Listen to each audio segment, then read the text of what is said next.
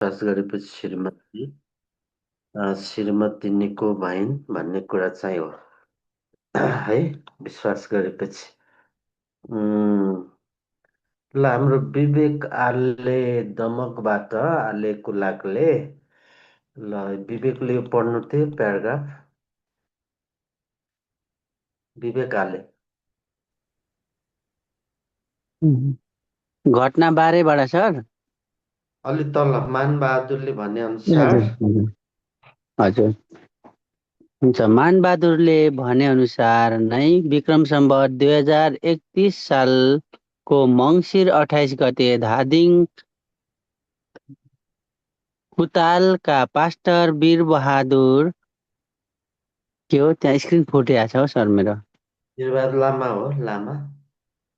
लामो हजुर लामो गराका विश्वासीहरूसँग भेटघाट र सङ्गति गर्न आइपुगे।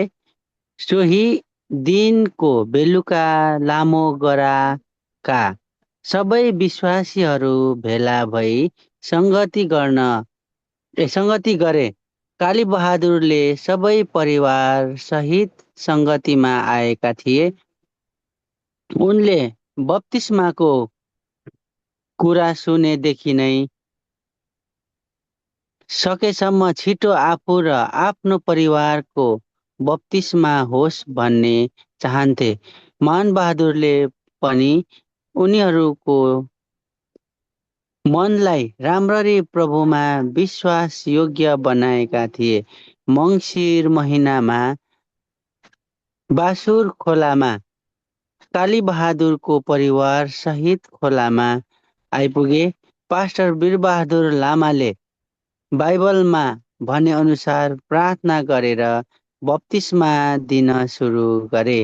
उनलाई मानबहादुरले पनि सहयोग गरे अनि कालीबहादुर र उनकी श्रीमती मृडल र सासू चेन्सेरको बप्तिस्मा भयो। बप्तिस्मा लिएको दिन कालीबहादुर र उनको परिवार सबैमा एक प्रकारको आनन्द र अनौठो शान्ति आयो।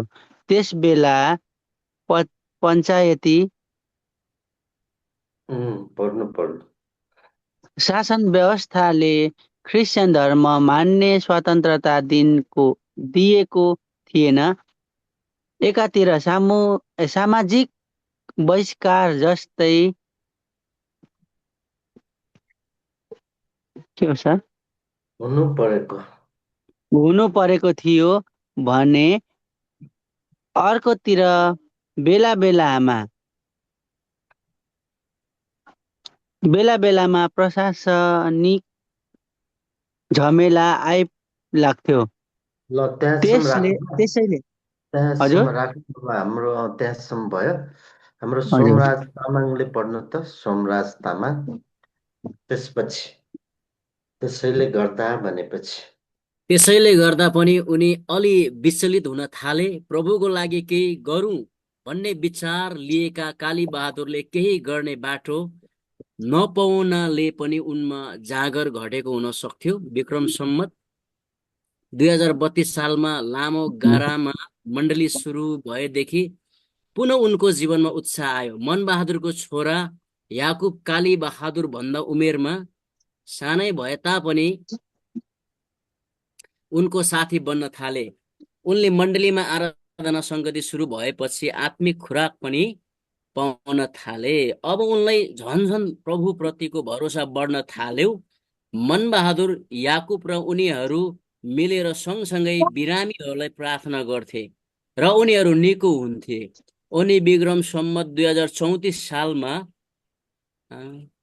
इजिकियल भन्ने नाउँ गरेका एकजना विदेशी प्रचारकले भारतको केरलामा एजी मण्डलीले सञ्चालन गरेको 13 दिने तालिम लिन गए। उनीहरू तीनैजनाले सो तालिममा भाग लिए र त्यसपछि 1 महिने तालिममा पनि भाग लिए। कालीबहादुरलाई 1 महिने तालिमले धेरै कुरा सिकायो र प्रभुको सुसमाचार सुनाउनको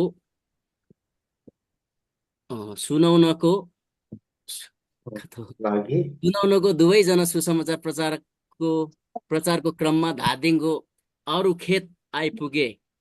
सोही सरी मैले सुनाउनको लागि आफ्नो ठुलो जिम्मेवारी रहेछ भनी थाहा पनि पाए।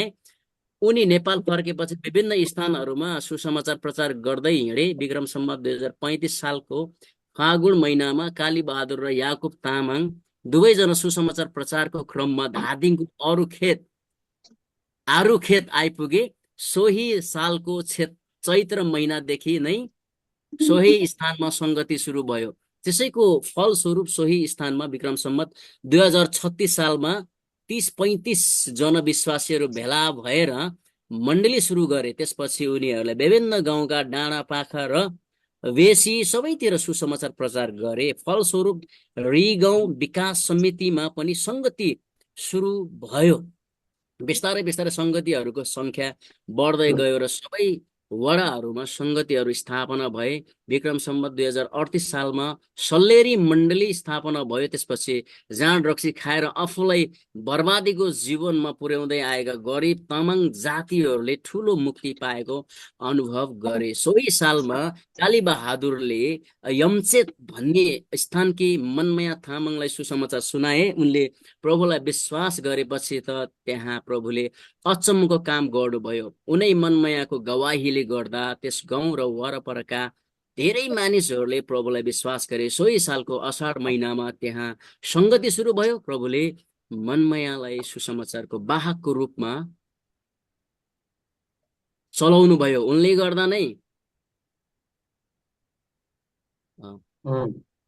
विक्रम सम्वत यता यता ओके ओके उनले गर्दा नै विक्रम सम्वत 2039 साल असाढसम्म आइपुग्दा धेरै नयाँ विश्वासीहरू बप्तिस्मा लिनको लागि तयार भए र सोही सालको असाढ 6 गते 283 जनाले पास्टरद्वारा लोक बहादुर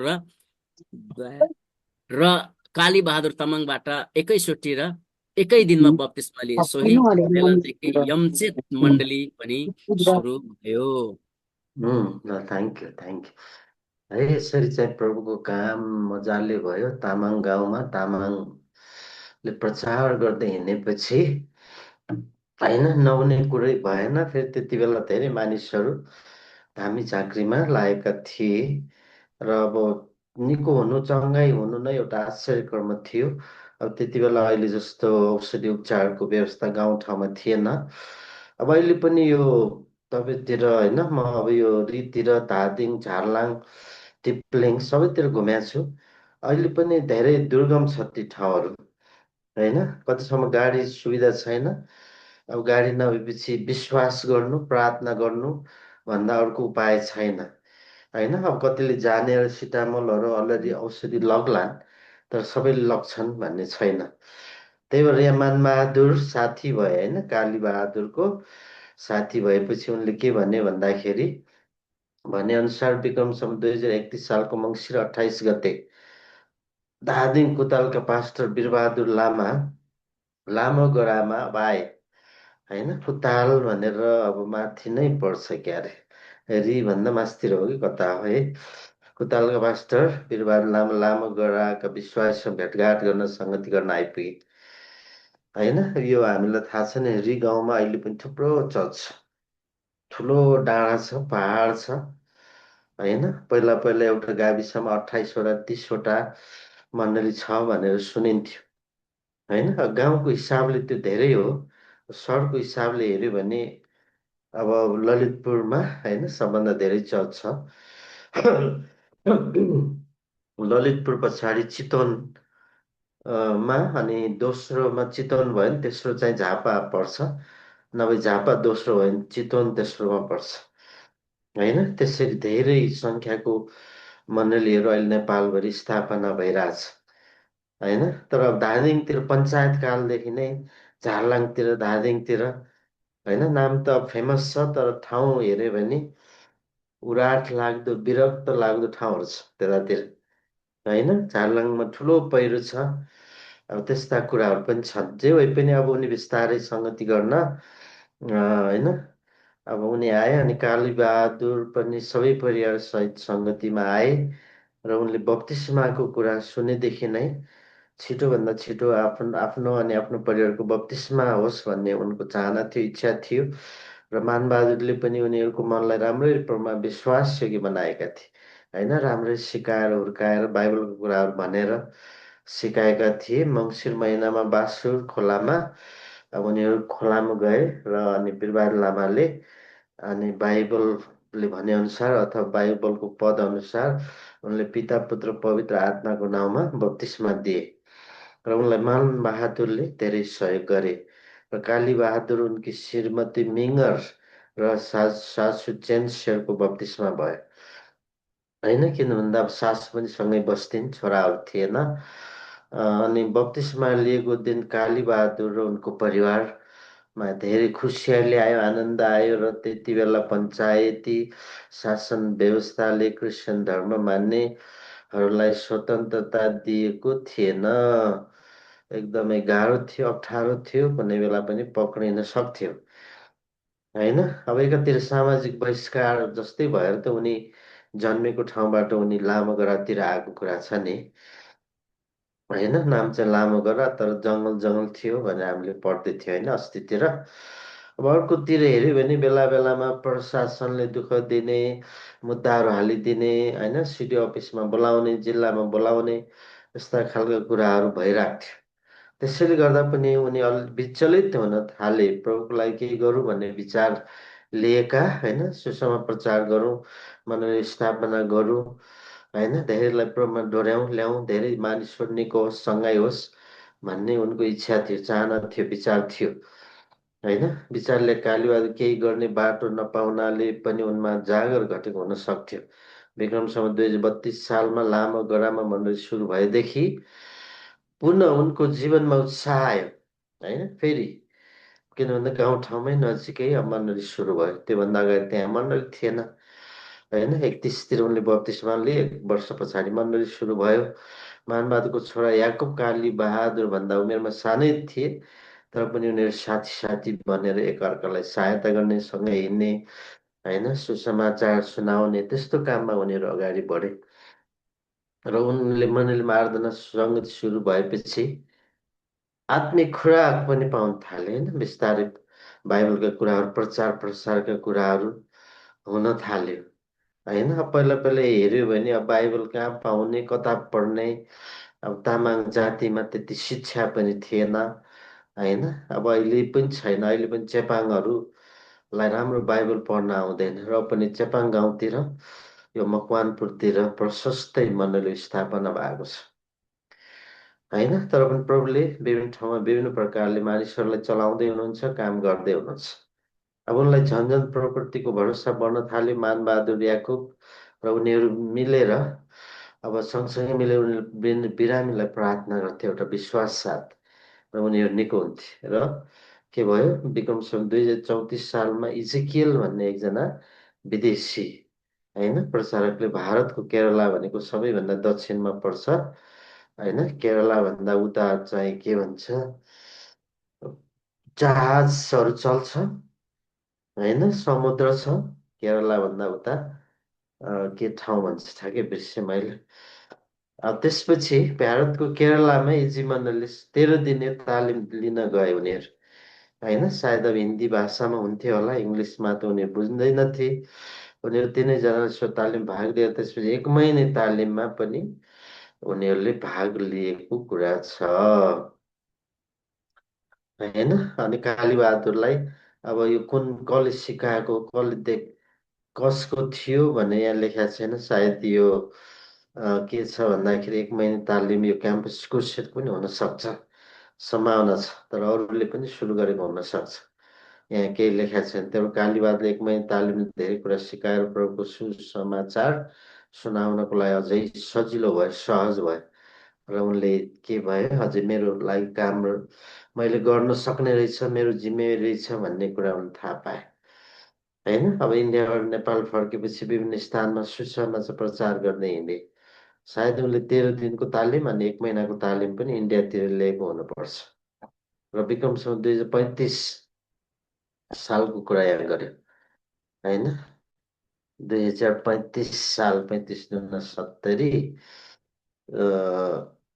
झन्डै 45 दुना 70 भएन, 35 दुना 70, 45 47 वर्ष अगाडितिर कुरा गरिरहेछ। विक्रमसँग 2035 सालको होइन फागुन महिनाको कुरा गरेछ है। फागुन महिनाको महिनामा कालीबहादुर याकुब तामाङ दुवैजना समाचार प्रचारको लागि अब धादिङको आरु खेततिर गएको कुरा छ। अझै माथि माथि लामगडाभन्दा वरपर माथितिर उनीहरू गए। र सोही सालको चैत महिनादेखि नै सोही स्थानमा के भयो, सङ्गति सुरु भयो आरु खेतमा पनि। त्यसैको फलस्वरूप सोही स्थानमा 36 सालमा 30-35जना विश्वासीहरू भेला भएर अब लामगडाबाट आरु खेतमा पनि उनीहरू मण्डली सुरु गरे।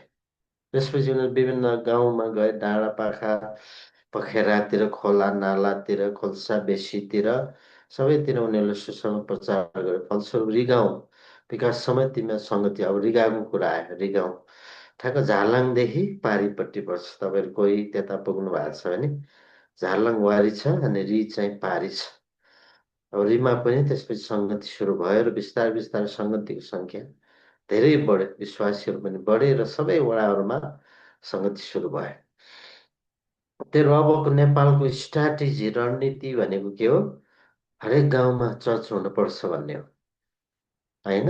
अस्ति अब तपाईँले देख्नुभयो होला काठमाडौँमा 20,000-30,000 हजार मान्छेहरू भेला भएको थियो रङ्गशालामा, स्टेडियममा, इस्टरको बेलामा होइन। अनि त्यो त्यस्तै कार्यक्रमहरू चितवनतिर अरू विभिन्न जिल्लाहरूमा पनि गरेको हामीले देखेका थियौँ होइन। त्यही भएर अब के भन्दाखेरि यो सङ्ख्या देखेर पनि हल्लिन्छ कि। अब राजनीति गर्ने पार्टीहरूले मुस्किलले 5,000 10,000 जम्मा गर्न गाह्रो छ होइन। हाम्रो इस्टरमा चाहिँ अब आफू खुसी मान्छेहरू गीत गाउँदै बजाउँदै होइन, अनि उनीहरू आएको छ झन्डै 20-25, अब कतिले 50 पनि भन्छन्। अब त्यो चाहिँ अलि हावा जस्तो लाग्छ। अब यो रङ्गशालाको क्यापेसिटी त्यही 15-20 हजार भने जस्तो लाग्छ मलाई चाहिँ। 20 ल 25 हजार ल बढीमा होइन, त्योभन्दा बढी चाहिँ जम्मा भएको थिएन। मान्छे गफ लाउँछ 30,000 40,000 50,000। अब हावा हावा कुरा गर्नेहरू पनि धेरै भेटिन्छ नि त होइन। र पनि अब जो 20,000 भन्दा माथि थियो भने हामीले बुझौँ। त्यो सङ्ख्या देख्दाखेरि आत्तिँदैन त मान्छे होइन। रङ्गशालाको पुरा अब यो ठुलो ठुलो गेम हुँदा, खेलकुद हुँदा मात्रै रङ्गशालामा मान्छेहरू भरिन्छ होइन। तर अब तपाईँको के भन्दाखेरि नत्र भने अब त्यति मान्छे हुँदैन होइन। तर इस्टरको प्रोग्रामले पुरा रङ्गशाला भरिएको थियो होइन। काठमाडौँ नै, काठमाडौँ सहर, ललितपुर, भक्तपुर क्रिस्चियनहरूको प्रोग्रामले, गीतहरूले, गाजा बाजाले गुन्जिएको थियो होइन। अस्तिको आइतबारको कुरा गरिरहेको छु म। तर यसरी बढ्यो होइन। 36 सालमा अब आरु खेतमा पनि मण्डली सुरु भयो अनि उनीहरू विभिन्न ठाउँ गाउँ पाखा पखेरा कान्ला कुन्लीतिर उनीहरू सुसमाचार प्रचार गर्दै गए। गाउँमा सङ्गति भयो, यसरी विश्वासी बढ्दै गयो, सबै वडाहरूमा सङ्गति स्थापना भयो होइन। अब अहिले प्रायः धेरै वडाहरूमा अब छ होइन मण्डलीहरू एउटै वडामा। अब ललितपुरको यो कुसुन्ती एरियातिरको कुरा गऱ्यो भने एउटै वडामा 25वटा चर्च। त्यसको क्षेत्रफल हेऱ्यो भने बढीमा 1 किलोमिटर नभए आधी किलोमिटर छ होइन। अब त्यस्तै अरू ठाउँमा पनि त्यही प्रकारले मण्डलीहरू स्थापना भएका छन्। विक्रम 38 सालमा सल्लेरी भन्ने ठाउँमा सल्लेरी मण्डली स्थापना भयो। त्यसपछि जाँड रक्सी खाएर होइन मातेर हिँड्ने तामाङहरूको जीवनमा पनि प्रभुले धेरै काम गर्नुभयो होइन। गरिब तामाङ जातिहरूले ठुलो मुक्ति पाएको अनुभव गरे होइन। किन भन्दाखेरि अब अहिले पनि त अब अविश्वासीहरू भनेको त के हो होइन। बिहान उठ्न साथ चियाको सट्टा जाँड खाने होइन, 1 बटुको 2 बटुको जाँड खाने अनि काममा हिँड्ने होइन। अब विश्वासी परिवार छ भने चिया खाने नभए तातो पानीहरू पिउने, अब यो गरिन्छ अहिले चाहिँ होइन। अब नभए अहिले पनि तामाङ अब मगर राई लिम्बू भनेको अब सबै होइन, जाँड बनाउने, खाने, मात्ने, मातिने त्यो हो नि त अहिलेको। त्यसपछि सोही सालमा कालीबहादुर एमचेत भन्ने स्थानकी मनमाया तामाङलाई सुसमाचार सुनाए र उनले प्रभुमा विश्वास गरिन् र त्यहाँ अझै आश्चर्य कर्म भयो र उनै मनमायाको गवाहीले गर्दा के भयो, त्यस गाउँमा अब अरू थुप्रै मान्छेहरूले विश्वास गरे होइन। त्यो त्यस गाउँ र वरपरका धेरै मानिसहरूले विश्वास गरे। सोही सालको असाढ महिनामा त्यहाँ पनि सङ्गति सुरु भयो होइन, एमचेत भन्ने ठाउँमा, एमचेत ब्रिचेत। अब यी ठाउँहरू सबै धादिङतिर गोर्खातिर पर्छ। प्रभुले मनमायाले सुसमाचार वाहकको रूपमा होइन, उनी एउटा राजदूत जस्तो भएर काम गरिन् त्यो गाउँहरूमा, विभिन्न ठाउँमा र विभिन्न महिलाहरूलाई प्रार्थना गरिन्। उनीहरू चङ्गा पाए, निको भए, धेरैले विश्वास गरे होइन। यही हो कुरा चाहिँ। त्यसपछि 39 सालमा आएर के भयो, असारसम्म आइपुग्दा धेरै नयाँ विश्वासीहरू बत्तिसमा लिनको लागि तयार भएर सोही सालको असार 6 गते 283 जनाले, अहिलेको कुरा होइन नि त, आजभन्दा 50 39 40 भने 40 80 भयो, झन्डै 40 45 वर्ष अगाडि कुरा गरेछ होइन। 283 जनाले एकै दिनमा बत्तिसमा लिएको। पास्टर द्वय भनेको दुईजना पास्टर, लोकबहादुर र कालीबहादुर। अब अहिले लोकबहादुर चाहिँ उता नवलपरासीमा हुनुहुन्छ। 2025 सालमा लोकबहादुरको बारेमा पनि अहिले हामी एकछिनमा हेर्छौँ होइन। अनि यो नवलपरासीको पहिलो मण्डली 2025 सालमा उहाँले सुरु गरेको छ होइन। नवलपरासी जिल्लाकै पहिलो मण्डली। त्यहाँबाट छुटेर गएका अब सङ्ख्या सयौँ मण्डलीहरू अहिले छन् नवलपरासीमा। त्यही भएर यहाँ लोकबहादुर कालीबहादुरले एकैचोटि एकै दिनमा बत्तिसमा दिए होइन। 283 जनाले बत्तिसमा लिए उनीहरूको हातबाट। सोही बेलादेखि एमचेत मण्डली पनि सुरु भयो। जब मण्डली सुरु हुन्छ, सतावट पनि सुरु हुन्छ नेपालमा, विश्वमा पनि भनौँ न। सतावट भएन भने मण्डलीहरू बढ्दैन है। हामीले त्यो कुराहरू जहीँ तहीँ देखेका छौँ होइन। जहीँ तहीँ सतावट भएको छ। सतावटले गर्दा पनि के भएछ, मण्डली विश्वासीहरू होइन आत्मिक रूपमा बलियो भएको पञ्चायत कालमा अब धेरैलाई समातेको कुरा चाहिँ छ होइन। विशेष गरेर 2035 सालमा 45 सालमा भेडेटारमा, अब भेडेटार भनेको धरान पूर्व सुनसरी माथि होइन, धनकुटामा 16 जनालाई समाएको छ एकैचोटि। त्योभन्दा अगाडि पनि विभिन्न ठाउँमा पास्टर अगुवाहरू समाएको छ। त्यो सतावट भएन भने जति हामी बढ्न पर्ने, जति विश्वास दरिलो हुनुपर्ने, पाको हुनुपर्ने, त्यो हुन सक्दैन। त्यसै कारणले गर्दा 23 सालमा प्रभुको काम पनि धेरै भयो र दुःख कष्ट पनि उनीहरूले धेरै झेल्नु पर्यो, सहनु पर्यो होइन। धेरै दुःख कष्ट समस्याहरू उनीहरूले सुसमाचार गरेको कारणले गर्दा अब प्रमुख जिल्ला अधिकारी पर्जियो सिडिओले होइन 9 पटकसम्म तारिक धाउनु पर्यो। 1 वर्षमा होला, सायद 3-4 महिना होला। अनि पर्जियोले फेरि धादिङ गोर्खामा प्रचार गरेमा जेल हाल्ने भनेर चेतावनी दिए होइन।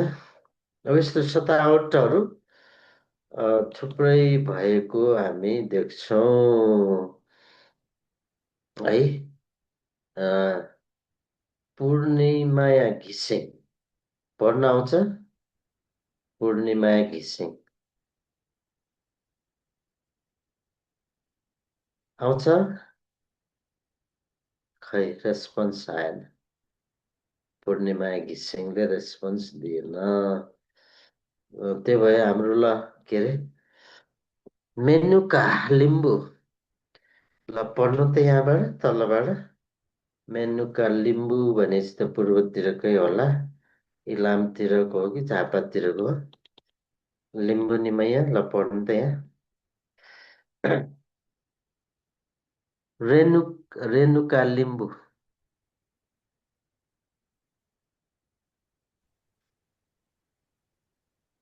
कहाँदेखि फेरि भन्ने शब्द? त्यहाँदेखि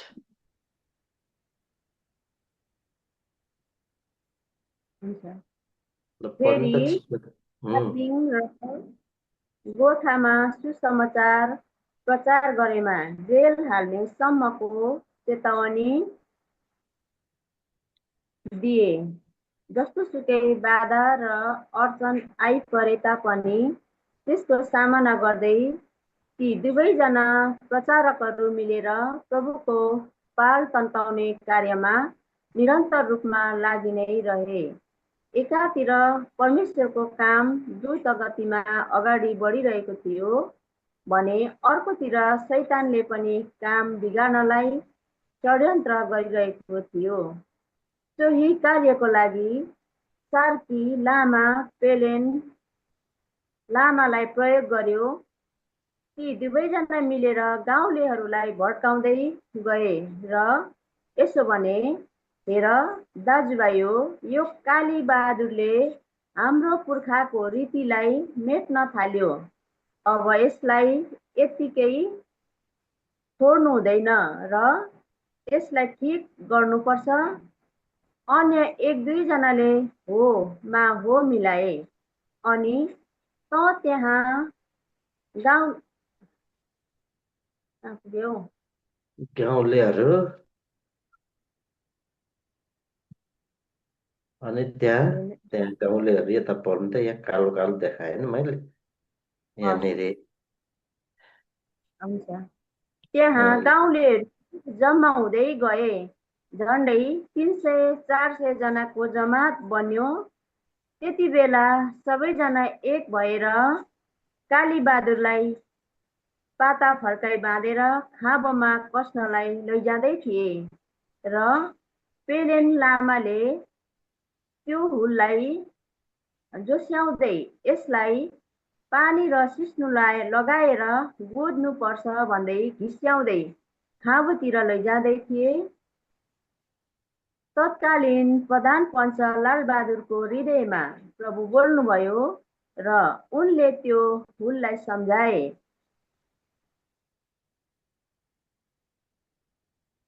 के भयो? पढ्नु तल यहाँ भविष्यमा यहाँ पुग्यो छिटो। सम्झाए। भविष्यमा हामी सबैजना क्रिस्चियन हुनुपर्छ।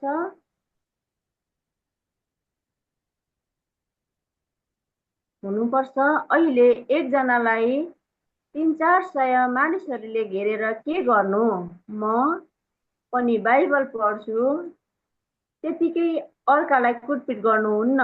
उसलाई छोडिदेऊ भनेर प्रधान पञ्चले भनेपछि तिनीहरूले उनलाई छोडिदिए। हाल सोही स्थानको धुसेनी र तावल भन्ने गाउँमा 7वटा मण्डलीहरू स्थापित भएका छन् र अझै मण्डली विस्तार हुने क्रम जारी छ। ल हुन्छ, धन्यवाद त्यहाँसम्म। होइन, सतावट अब मण्डली बढ्दै जान्छ भने सतावट पनि आउँदै जान्छ। होइन, तपाईँले सुने होला अस्तितिर रौतहटमा होइन 3जना अगुवाहरू पास्टरहरू पक्रेको छ। अब उनीहरूलाई छोड्यो भन्ने त सुनेको छैन। अहिले पनि पुलिसको घेरामा पुलिसको होइन घरमा मामा घरमा बसिरहेछ। बेला बेलामा समाउँछ तर कारण के हो त्यति स्पष्ट आएको छैन। होइन, सायद अब पास्टरले पनि गल्ती गरेको हो कि होइन। अब नियम छ नि अहिले तपाईँलाई थाहा छ नि, हामीले कसै कहीँ पनि जबरजस्ती प्रचार प्रसार गर्न हुँदैन। गऱ्यो भने चाहिँ नियमले समाउँछ होइन। त्यही भएर अब थाहा छैन किन पक्रियो, किन उनीहरूलाई छोडिरहेको छैन।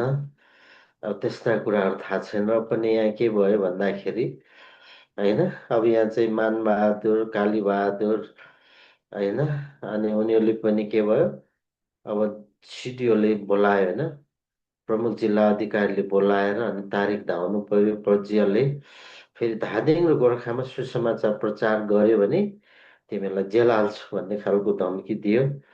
जुनसुकै बाधा जतिसुकै बाधा अडचन आइपरे तापनि त्यसको सामना गर्दै ती दुवैजना प्रचारकहरू मिलेर विभिन्न ठाउँमा होइन प्रचार गर्नलाई छोडेनन् र मण्डलीहरू स्थापना गर्ने कार्यमा उनीहरू निरन्तर लागिरहे होइन। अब एकातिर हामीले हेऱ्यो भने परमेश्वरको काम धेरै छिटो छिटो बढिरहेको थियो भने अर्कोतिर शैतानले पनि बिगार्न भत्काउन खोजिरहेको थियो, षड्यन्त्र खोजिरहेको, मौका खोजिरहेको थियो। सोही कार्यको लागि सार्की लामा र पेलेन लामालाई प्रयोग गरे। अब यी दुईजना गाउँकाहरू अब विरोधी भएर निस्के। क्रिस्चियनहरूको विरोधी भएर निस्के। ती दुवैजना मिलेर गाउँलेहरूलाई भड्काउँदै गएछ भनेर दाजुभाइ यो कालीबहादुरले हाम्रो पुर्खाको रीतिथितिलाई खत्तम गरायो। अब अस्ति तपाईँले कतिवटा कमेन्ट पढ्नुभयो होला नि युट्युबमा होइन, कतिजना आत्तिएको छ अस्तिको यो इस्टरको र्याली देखेर होइन। हिन्दू देशमा सनातन देशमा विदेशको धर्म ल्याउने प्रचार प्रसार गर्ने यत्तिका मान्छे होइन। अब अहिले कतिले भनेको छ नि सक्छौ भने क्रिस्चियनहरूलाई हिन्दू बनाऊ भनेर च्यालेन्ज दिनेहरू पनि छन् होइन। युट्युबतिर कतिजनाले त्यसो भन्छन्। अब अहिले बाइबल पनि संस्कृत भाषामा अनुवादको काम सुरु भइरहेछ होइन। त्यसको मतलब संस्कृत पढ्नेहरूले पनि बाइबल पढ्न सक्छन् भन्ने कुरा हो है। त्यही भएर यहाँ चाहिँ अब के भयो भड्काउँदै हिँड्ने। अब यो दाजुभाइ यो कालीबहादुरलाई हाम्रो पुर्खाले कालीबहादुर हाम्रो पुर्खाको रीतिलाई मेट्न थाल्यो। अब यसलाई कत्तिकै छोड्नु यत्तिकै छोड्नु हुँदैन, यसलाई ठिक पार्नुपर्छ। अब दुईजनाले हो मिलाए अनि त्यहाँ गाउँलेहरू पनि झन्डै जम्मा भयो 300-400 जना होइन। पुरा फौज बटालियन नै जम्मा भयो त्यहाँ। र त्यति बेला सबैजना एक भएर कालीबहादुर पाता फर्काइ बाँधेर खामोमा कस्नलाई लैजाँदै थिए, तयारी गर्दै थिए होइन। सुबेदार सार्की लामा र पेलेन लामाले त्यो हुललाई जोस्याउँदै थियो होइन। यसो गर उसो गर भनेर पानी सिस्नो पानी लाउनुपर्छ, गोद्नुपर्छ, कुट्नुपर्छ, अब यस्ता कुराहरू गर्दै होइन। अब किस्याएर खाँबोतिर लगेको अवस्था छ होइन। अब यस्तो कुराहरू तपाईँले हामीले मण्डली इतिहासमा तपाईँले पढेन इतिहासमा हामीले हेऱ्यो भने अब यो के भन्दाखेरि सुरुमा रोमी शासकहरू थिए होइन। त्यस पछाडि अब सुरुमा विश्वमा इतिहासमा हेऱ्यो भने रोममा पनि मण्डलीहरू सुरु भयो, मिश्रमा मण्डलीहरू सुरु भयो। मिश्र अहिले चाहिँ के छ भन्दाखेरि मुस्लिम देश हो, तर सुरुमा हेऱ्यो भने त्यो क्रिस्चियन देश थियो होइन। अनि हामीले एडीमा हेऱ्यो भने 100 देखि 312सम्म एडीतिर हेऱ्यो भने एकदम सतावट छ क्रिस्चियनहरूलाई, धेरै सतावट अनि धेरैलाई शहीद बनाइएको छ, मारिएको छ, खाँबोमा बाँधिएको छ, जिउँदै जलाइएको छ होइन। अब त्यस्ता कुराहरू विश्व मण्डली इतिहासमा छन् भने नेपालको मण्डलीको इतिहासमा पनि यस्तो कुराहरू त्यति बेला भयो पञ्चायतकालमा, अहिले पनि भइरहेछ बेला बेला। त्यसपछि के भयो तत्कालीन प्रधान पञ्च लालबहादुरको हृदयमा परमेश्वरले बोल्नुभयो, काम गर्नुभयो र उनले सम्झाए त्यो उसलाई, त्यो बथानलाई भविष्यमा हामी सबैजना क्रिस्चियन हुनुपर्छ। अहिले तिमीले यसलाई कुटेर के गर्छौ होइन। 300-400 मानिस घेरेर कुटेर के गर्ने, हामी सबैले बाइबल पढ्नुपर्छ, म त बाइबल पढ्छु भनेर भन्यो त्यो मान्छे होइन। त्यतिकै अर्कालाई कुटपिट गर्नुहुन्न, उसलाई छोडिदियो भनेपछि प्रधान पञ्चले भनेपछि त उनीहरूले माने होइन। अब गाउँको ठुलो ठालो भयो प्रधान पञ्च भनेको त अहिलेको गाउँपालिकाको अध्यक्ष जस्तो भयो। हाल सो स्थानमा धुसेनी तावल भन्ने गाउँमा 7 भनेको छ, यो 7को 14 पनि होला, 21 पनि भइसक्यो होला अहिले चर्चहरू होइन। यो पुरानो कुराहरू हो। अनि त्यसपछि अझै धेरै मण्डलीहरू स्थापना हुने क्रम जारी नै छ है। त्यसपछि हाम्रो कसले पढ्ने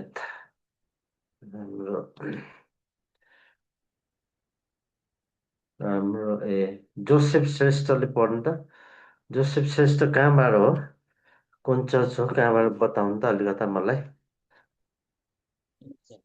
म चितवनबाट हो, यहाँ प्रशंसा चर्चबाट छु म। चितवन दाइमा पर्छ। कुन ठाउँ चितवन, कुन ठाउँ हजुर, कुन ठाउँ चितवन? जयमङ्गला। कता रे?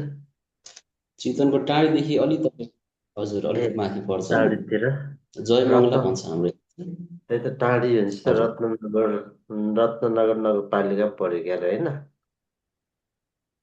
ल ल यो पढ्नु त। रत्नगर हाम्रो 13 पर्छ हुन्छ त्यही त यसो टाढी लेखेको भने छ विक्रम 2000 हजुर यो 2038 सालदेखि हजुर त्यहाँदेखि विक्रम सम्वत 2038 सालमा सुसमाचार प्रचारको सिलसिलामा कालीबहादुर गोर्खा जिल्लाको उत्तरी क्षेत्रको गाउँमा प्रचार गर्न गए र धेरै मानिसहरूलाई प्रभुको वचन सुनाए। तिब्बती मूलको कट्टर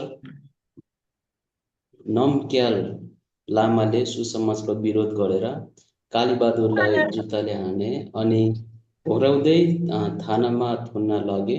परमेश्वरको अनुग्रहले गर्दा गोर्खा छेपेटारका असाई बसु सिलवालले कालीबहादुरलाई दया गरे। परमेश्वरले उनको मन पगालिदिनु होला। असाईले यहाँ विरोध गर्ने सबैजनालाई हप्काए अनि नमक्याल सबै विरोधीहरू तामाङ र याकुब तामाङले त्रिशुलीका धेरै गाउँहरूमा सुसमाचार सुनाए। उनीहरूले सुसमाचार प्रचार गरेकोले त्यहाँ पनि ठुलो सतबाट सुरु भयो। उनीहरू समेत 8 जनालाई धर्म परिवर्तनको अभियोग लगाई जेल गरियो। त्यसको 1 वर्षपछि उनीहरू धरौटीमा रिहा भए अनि विक्रम सम्वत 2041 सालमा डालेफ मण्डली स्थापना भयो। यो मण्डली स्थापना गर्ने कार्यमा वीरबहादुर तामाङले धेरै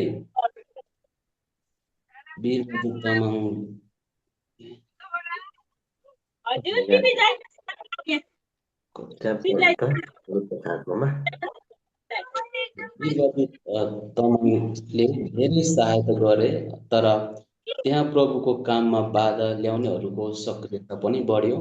उनीहरूले विश्वासीहरूलाई सताउन थाले र रामबहादुरको घरमा चोरी भयो।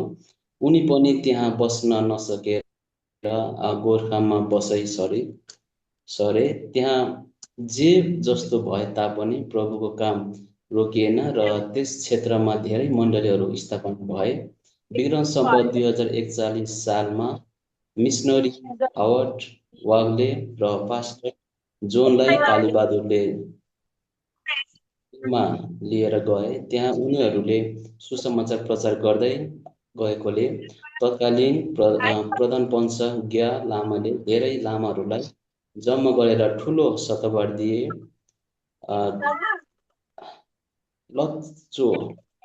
लच्चो मण्डलीका 30 जना विश्वासीहरूले उपवास सहितको प्रार्थना गरे र परमेश्वरले उनीहरूको प्रार्थना सुन्नुभयो र उनीहरू लामाहरूबाट मुक्त भए। प्रभुले कालीबहादुरलाई सुसमाचारको कार्यमा धेरै स्थानहरूमा चलाउनु भयो। प्रभुले कालीबहादुरलाई सुसमाचारको कार्यमा धेरै स्थानहरू याकुब तामाङको सहयोगमा धेरै कामहरू भए। गोर्खा, धादिङ, लमजुङ, तनहुँ, नुवाकोट र त्रिशुलीका उत्तरी क्षेत्रहरूमा प्रभुको राज्य विस्तार हुँदै गयो। उनीहरूले सुसमाचार पत्रपत्रिकाले मात्र नभई घर घरमा गएर भूतात्माहरू निकाल्ने काम, विभिन्न रोगले ग्रसित सर अलिकति माथि गरिदिनुहोस्। पढ्नु त। ग्रसित भएकालाई चङ्गाइ गर्ने, छारे रोग र दुष्टात्मा लागेकाहरूलाई परमेश्वरको वचनको प्रतिज्ञाले निको पार्दै ख्रीष्टको बारेमा प्रचार गरे। त्यहाँ विश्वासीहरू बढ्दै गए र मण्डलीहरू पनि स्थापित हुँदै गए। गोर्खाको लामो गरा मण्डलीमा पनि विश्वासीहरूको सङ्ख्या बढ्दै गयो। विक्रम सम्वत 2043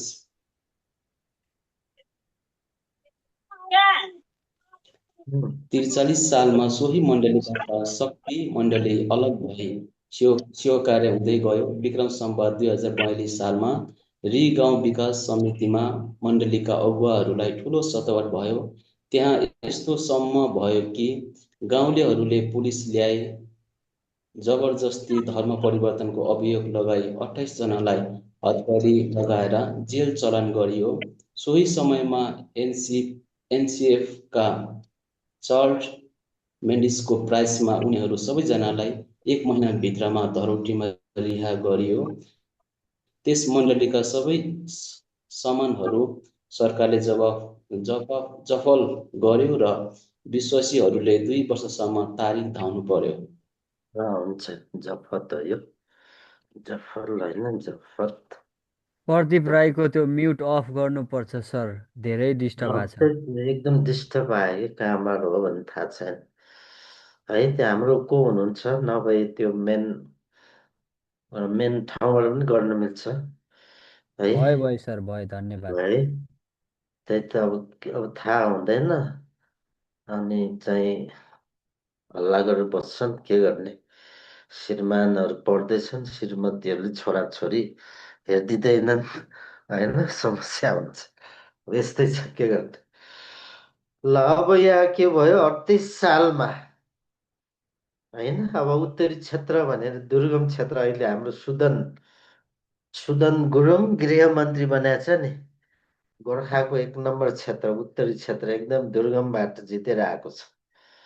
विक्रम सम्वत 2038 सालमा सुसमाचार प्रचारको सिलसिलामा कालीबहादुर गोर्खा जिल्लाको उत्तरी क्षेत्रको गाउँमा प्रचार गर्न गए।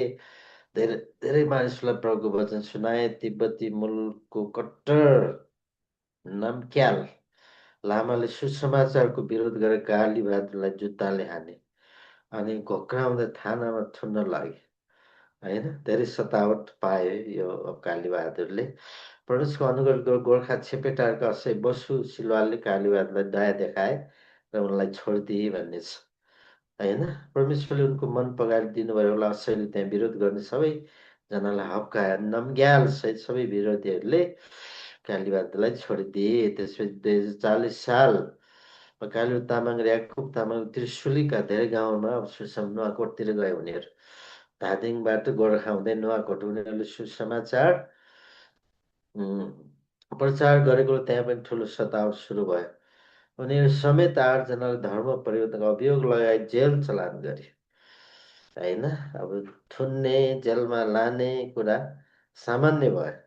त्यसको 1 वर्षपछि उनीहरू धरोटीमा रिहा भए अनि 41 सालमा डालेप भन्ने ठाउँमा पनि मण्डली सुरु, डालेप मण्डली, सोही ठाउँमा जहाँ सतावट उनीहरूले पाए होइन। अब यो मण्डली स्थापनामा वीरबहादुर तामाङले पनि सहायता गरे, तर त्यहाँ प्रभुको काममा बाधा ल्याउनेहरूको सक्रियता बढ्यो होइन। बाधा ल्याउने, समस्या ल्याउने, समस्यामा पार्ने थुप्रै मान्छेहरू भएको आएको हामी देख्छौँ है। अनि त्यस पछाडि के भयो भन्दाखेरि उनीहरूले विश्वासीलाई सताउन थालेर रामबहादुरको घरमा चोरी भयो। चोर्ने काम पनि गरे। उनीहरू त्यहाँ बस्न नसकेर अब फेरि उनी गोर्खातिर गए, सायद लामागडातिर होला। त्यहाँ जे जस्तो भए तापनि प्रभु काम रोकिएन। त्यस क्षेत्रमा धेरै मनोस्थापना भए। 41 सालमा आएर मिसने हवार्ड वाग्ले र पास्टर जोनलाई कालीबहादुरले झारलाङमा लिएर गए। त्यहाँ उनीहरूले सुसमाचार गर्दै गएको तत्कालीन प्रधानमन्त्री ग्या लामाले फेरि विरोध गर्न थाल्यो र धेरै मानिसहरूलाई जम्मा गरेर सतावट दिन थाल्यो। लच्छो मण्डलीका 30 जना विश्वासीहरूले उपवास सहितको प्रार्थना गरेर परमेश्वरले उनीहरूको प्रार्थना सुन्नुभयो अनि उनीहरू चाहिँ लामाबाट त्यो पुलिसको कस्टडीबाट होइन मुक्त भए। प्रभुले कालीबहादुरलाई सुसमाचार धेरै स्थानमा चलाउनु भयो। याकुब तामाङको सहयोगमा धेरै कामहरू भए होइन। अब गोर्खा, धादिङ, लमजुङ, तनहुँ, नुवाकोट, रसुवा, त्रिशुली यो विभिन्न ठाउँमा उनीहरू सुसमाचार सुनाउँदै गए। उनीहरूको सुसमाचार पत्रिकाले मात्र नभएर घर घरमा गएर हुतात्मा लागेकोहरूलाई प्रार्थना गर्ने, निकाल्ने काम भयो। विभिन्न रोगले ग्रसित भएका मानिस सँगै पाए। छारे रोग लागेका, दुष्टात्मा लागेकोहरूलाई पनि परमेश्वरले निको पार्नुभयो ती मानिसहरूद्वारा। त्यहाँ पनि विश्वास बढ्दै गए र मण्डली स्थापना हुँदै गए। गोर्खाको लामागढा मण्डलीमा सङ्ख्या बढ्दै गएर अनि विक्रम सम्वत 2043 सालमा के भयो सोही मण्डलीबाट शक्ति मण्डली अलग भई सेवा कार्य हुँदै आयो। अर्को चर्च पनि फुट्यो छुट्यो होइन, कति ठाउँमा जुत्यो कति ठाउँमा फुट्यो। त्यसपछि यहाँ अर्को कुरा गर्दाखेरि 42 सालको कुरा पनि यहाँ गरेको छ। 2042 सालमा रिगाउँ विकास समितिमा मण्डलीका अगुवाहरूलाई ठुलो सतावट भयो होइन रिगाउँमा। त्यहाँ यस्तोसम्म भयो कि किन रिमा अहिले पनि बत्ती छैन, त्यहाँ सोलरहरू चलाउँछन्। बरु झारलाङतिर बत्ती पुगिसक्यो, पारी रिगाउँमा कति ठाउँमा बत्ती छैन अहिले, सोलर बत्ती मात्रै पाइन्छ। त्यहाँ यस्तोसम्म भयो कि गाउँलेहरूले पुलिसलाई जबरजस्ती धर्म परिवर्तन अभियोग लगाई 28 जनालाई हतकडी लगाएर जेल चलान गर्यो होइन। सोही समयमा एनसिएफका चार्ल्स मेन्डिज भन्ने अहिले पनि जीवितै छन् जस्तो लाग्छ होइन। चार्ल्स मेन्डिज भन्ने विदेशी हुन् तर नेपालमै बस्छन् अहिले, नेपाली नागरिक। एनसिएफका चार्ल्स मेन्डिजको प्रयासमा उनीहरू सबैजनाले 1 महिना भित्रमा धरोटी राखेर उनीहरू छुटे। त्यस मण्डलीका सबै सामानहरू सरकारले लियो, जफत गर्यो, सबै लिएर गयो र विश्वासीहरूले 2 वर्षमा तारिक धाउनु पर्यो। मुद्दाको फैसला हुन 2 वर्ष लाग्यो। उनीहरू जेलबाट छुटे होइन, तर पनि तारिक धाउँदै बस्दै गर्नु पर्यो। कालीबादले पाएको पुरस्कार र प्रचारको अभियानहरूको कुरा यहाँ गरेको छ है। म हेर्दैछु है कसले हाम्रो बच्चा भनेर डिस्टर्ब होला।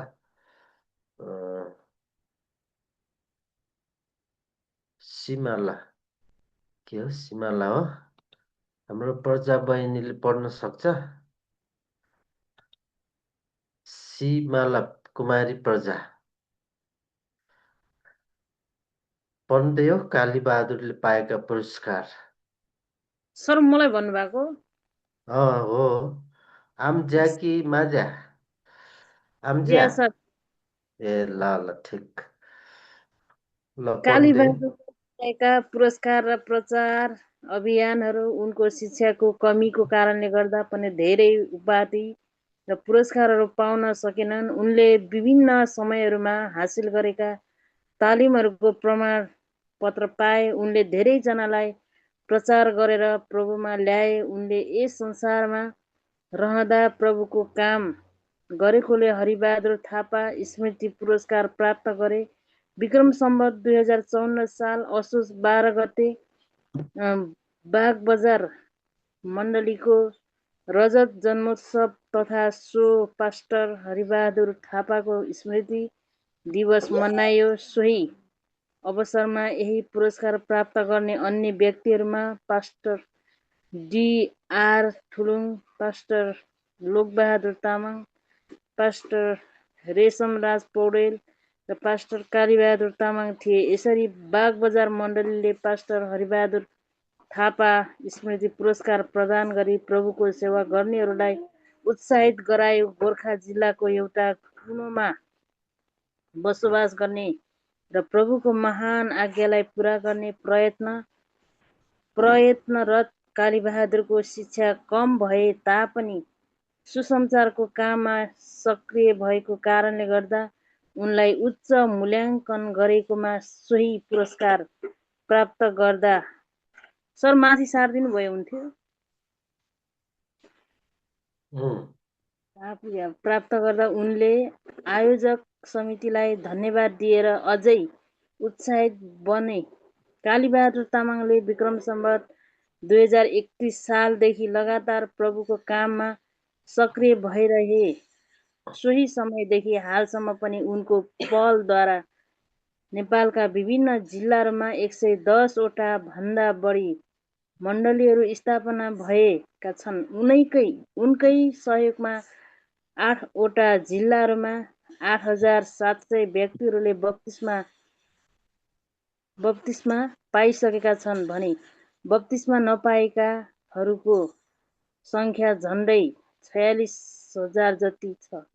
उत्तरको तिब्बती क्षेत्रदेखि लमजुङ, धादिङ, गोर्खा, नुवाकोट, काठमाडौँ, चितवन आदि जिल्लाहरूमा मण्डली स्थापनाको कार्य र प्रभुको सुसमाचार सुनाउने कार्यहरू भइरहेका छन्। हाल उहाँ गोर्खाको 11 किलो भन्ने स्थानमा हिमालयन अनुग्रह मण्डली स्थापना गरी सोही स्थानमा नै बसोबास गर्दै आइरहनु भएको छ।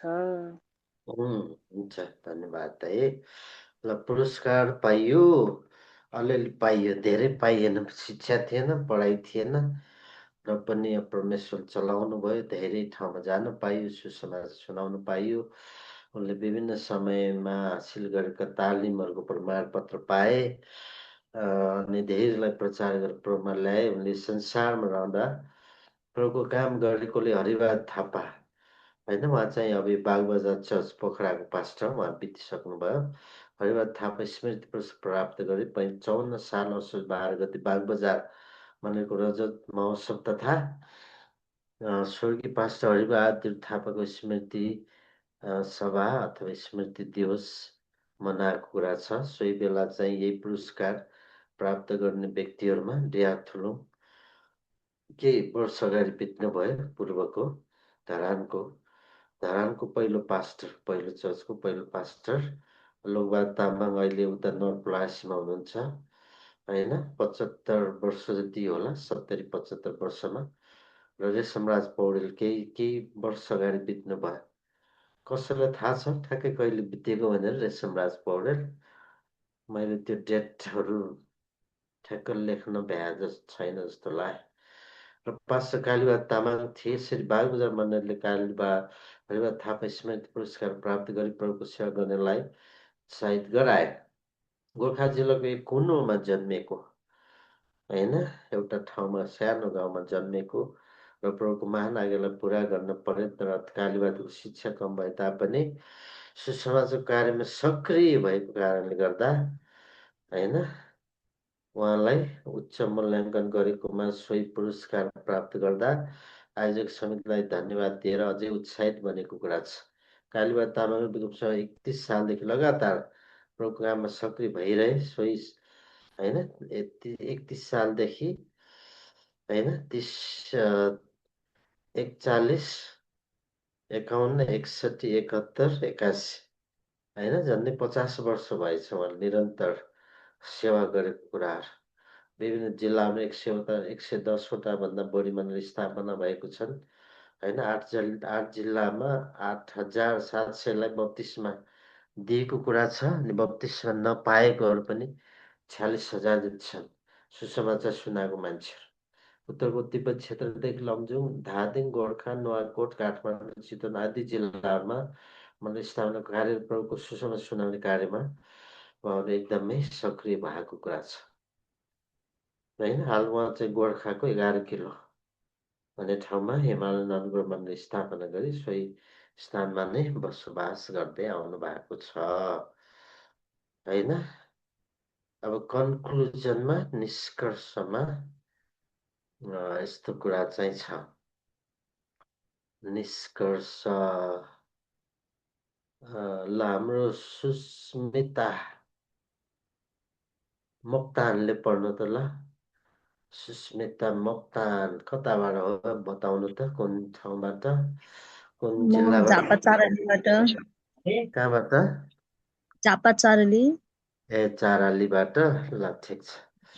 गरामुनि होइन त चाराली भने, कि गरामाथि हो? होइन, यता होइन, काँकरभिट्टा छ। ए, चाराली भने काँकरभिट्टाकै छेउमा है। कुन हजुर, चर्चबाट हो? हाम्रो हिमालय क्रुसेड पेन्टिकोस्टल चर्च। पास्टर को हुनुहुन्छ? पास्टर पुष्पा थापा मगर। ए, ल, यो निष्कर्ष पढ्नु त अब चारालीबाट।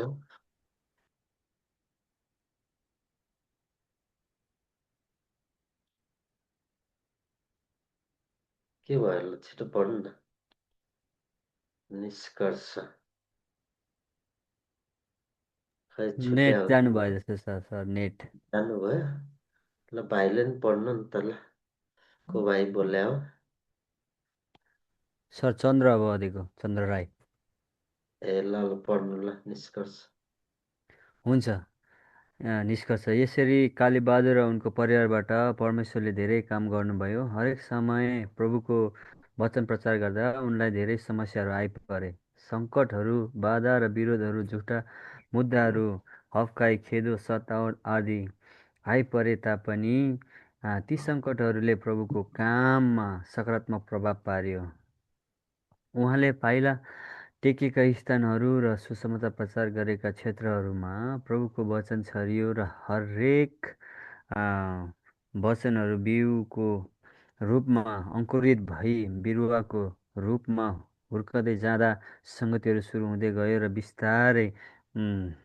बिस्तारै मण्डलीहरू पनि स्थापना भए। चट्टानमाथि बसालिएका अमर र अजर जग जो हावाहुरी दुवै र दैवी प्रकोपको कारणले गर्दा भुइँचालो समेत नष्ट पार्न नसक्ने बलिया धरहरा बनेर पहाडको ज्योतिको रूपमा खडा हुन थाल्यो। उहाँ विक्रमसम्म 2031 सालदेखि 2051 सालसम्म जीवन मण्डलीको पास्टर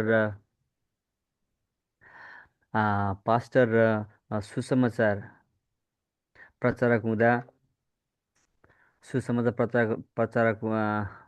प्रचार हुँदा धेरै समस्याहरू भोग्नु परेको थियो। त्यस्ता समस्याहरू हुँदाहुँदै पनि विक्रमसम्म 51 सालमा सोही मण्डलीले विभिन्न प्रकारका आरोपहरू लगाएकोले उहाँले सोही मण्डलीबाट निस्किनु पर्यो। सर हल्का मास्तिर गरिदिनुहुन्छ कि निस्किनु पर्यो। विक्रमसम्म 2053 सालको जेठ महिनामा उहाँलाई परमेश्वरले दर्शन दिनुभयो र सोही दर्शन मुताबिक उहाँले छिमेकी गाउँहरूमा प्रचार गर्नलाई सुरु गर्नुभयो। सोही प्रचारबाट विभिन्न जातिहरू प्रभुमा थपिए, जस्तै सार्की, दमाई, मगर, बाहुन, छेत्री, कुमाल, तामाङ, बराम, नेवार आदि। विक्रमसम्म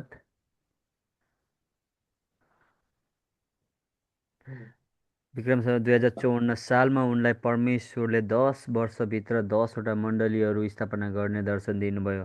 यही दर्शन अनुसार उहाँले विक्रमसम्म 2054 सालको श्रावण 28 गते हिमालयन अनुग्रह मण्डली स्थापना गर्नुभयो। हुन्छ, धन्यवाद। है, अब कन्क्लुड बिट मार्ने काममा हामी पुग्यौँ। कालीबहादुरको निकै लामो कथापछि होइन, यसै कालीबहादुर उनको परिवारबाट परमेश्वरले धेरै काम गर्नुभयो, उहाँलाई चलाउनु भयो। हरेक समय प्रभुको वचन प्रचार गर्दा उनले धेरै समस्याहरू आइपुग्यो। सङ्कष्टहरू, बाधा, विरोधहरू, झुटा मुद्दाहरू, होइन, हप्काई, खेदो, निन्दा, है, सतावट आदि आइपरे तापनि ती सङ्कष्टहरूले प्रभुको काममा सकारात्मक प्रभाव पार्यो। होइन, त्यसले ऊर्जा दियो भनौँ, पोजिटिभ कुराहरू भयो। उहाँले पाइला टेकेका स्थानहरू सुसमाचार गरेको क्षेत्रमा प्रभुको वचन छरियो। होइन, विभिन्न ठाउँमा वचन छर्ने काम भयो र हरेक वचनहरू बिउको रूपमा अङ्कुरित भई अहिले अब के छ, बढ्दै हुर्किँदै धेरै ठाउँमा मण्डली स्थापना भएको छ।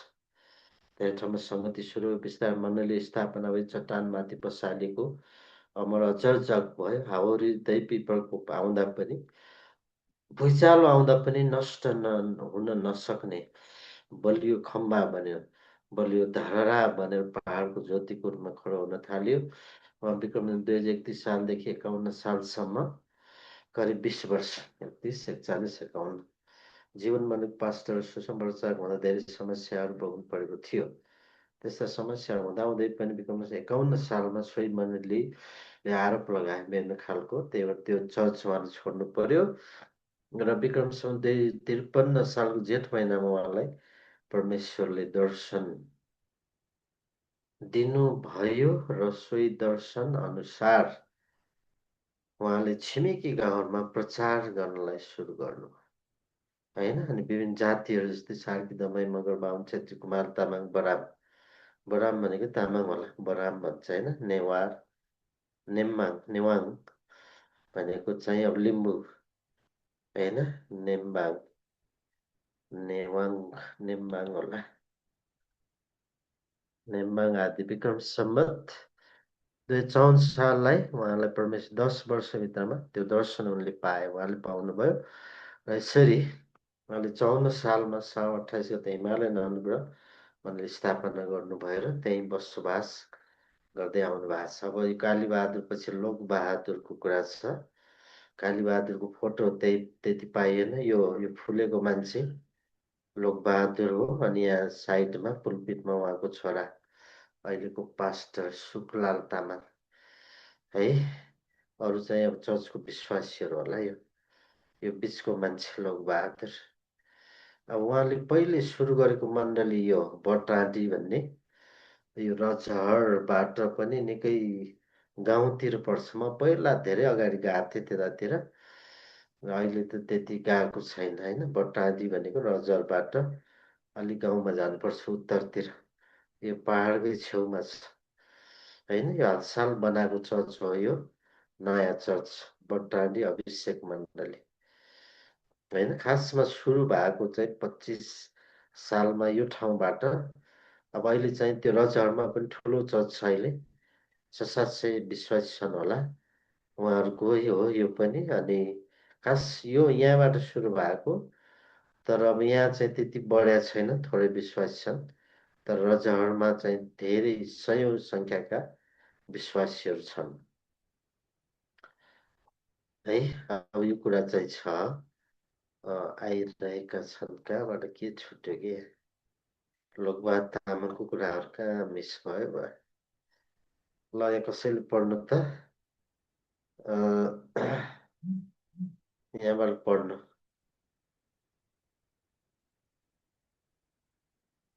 कसैले भन्दा पनि अर्जुन अधिकारीले पढ्नु ल।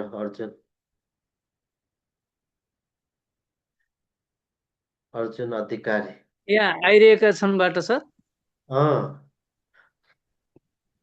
आइरहेका छन्। उनले विक्रम सम्वत 2029 सालको वैशाखसम्म पनि स्वतन्त्र रूपले सेवा गर्दै आइरहेका थिए। त्यहाँ उनले सुसमाचार प्रचारको काम राम्ररी गरे र त्यहाँका धेरै मानिसहरूले विश्वास गरे। सोही सालको जेठ महिनामा स्थानीय गाउँ पञ्चायतले धर्म परिवर्तनको आरोप लगाएर उनको घरमा खोज तलास गरायो।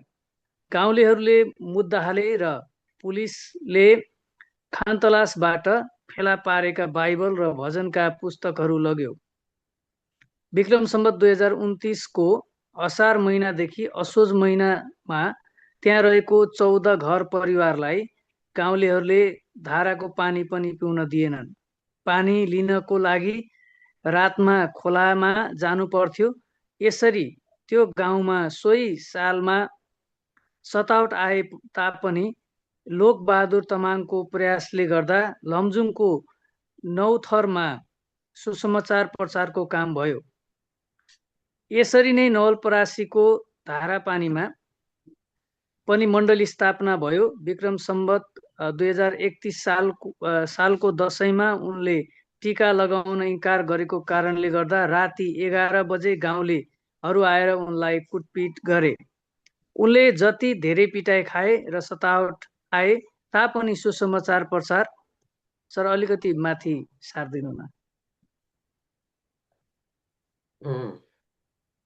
सुसमाचार प्रचारको कार्यलाई निरन्तर रूपमा जारी राखे। यसै कारणले गर्दा विक्रम सम्वत 2034 सालको असार महिनासम्म आइपुग्दा उनको मण्डलीमा धेरै विश्वासीहरू बढे। विक्रम सम्वत 2035 सालदेखि गोर्खाको लामोगरामा पनि सङ्गति सुरु भयो र त्यहाँ कालीबहादुरलाई समेत पनि विश्वासमा अघि बढाउने कार्य गरे। विक्रम सम्वत 2037 सालको जेठ महिनादेखि मण्डलीमा समस्या आयो। पौष महिनाको 29 गते मण्डली भवनलाई जलाइयो र उनी ख्रिस्टियन भएकै कारण जेलमा पनि जानु पर्यो। साथै सोही सालको फागुन 25 गते मण्डली भवनलाई भत्काई 28 जना विश्वासीहरूलाई जेल चलान गरियो। सरकारले विक्रम सम्वत 2040 सालमा वनमा अतिक्रमण गरेको भनी बटाडीबाट 86 घर परिवारलाई उठायो र जसमा 30 घर परिवार विश्वासी थिए र त्यहाँ 10 घर परिवार हिन्दूको र 1 जना विश्वासी लोकबहादुर तामाङको घर मात्रै बाँकी रह्यो। यसरी लोकबहादुर तामाङ 2024 साल भन्दा अगाडि एक्लो विश्वासी थिए र 2040 सालपछि पनि फेरि उनी एक्लै भए। त्यसपछि बिस्तारै सुसमाचार प्रचार गर्दै जाँदा धेरै विश्वासी परिवारहरू थपिए र त्यहाँ मण्डली स्थापना भयो। विक्रम सम्वत 2038 सालमा भरतपुरमा सङ्गति सुरु भयो। त्यसपछि धादिङ, लमजुङ, नवलपरासी आदि स्थानहरूमा पनि मण्डलीहरू स्थापना भयो। उनले यस्ता धेरै कठिनाइहरू पार गर्दै कयौं सङ्घर्षहरूसँगै जुझ्दै हालसम्म पनि पास्टर लोकबहादुर तमाङ सुसमाचार प्रचार र मण्डली स्थापनाको कार्यमा सक्रिय रूपमा लागिरहेका छन्। हुन्छ, धन्यवाद है। अब यहाँ कता मिस भएछ, यहाँ कता मैले अगाडि लेखेको कुराहरू चाहिँ है लोकबहादुर तामाङको कुरा थियो, तर यो पिक्चरमा गयो कि जस्तो है।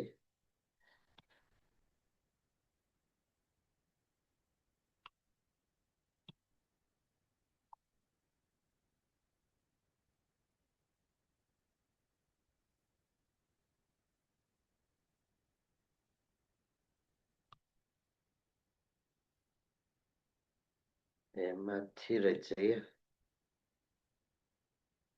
है, यो तस्बिरले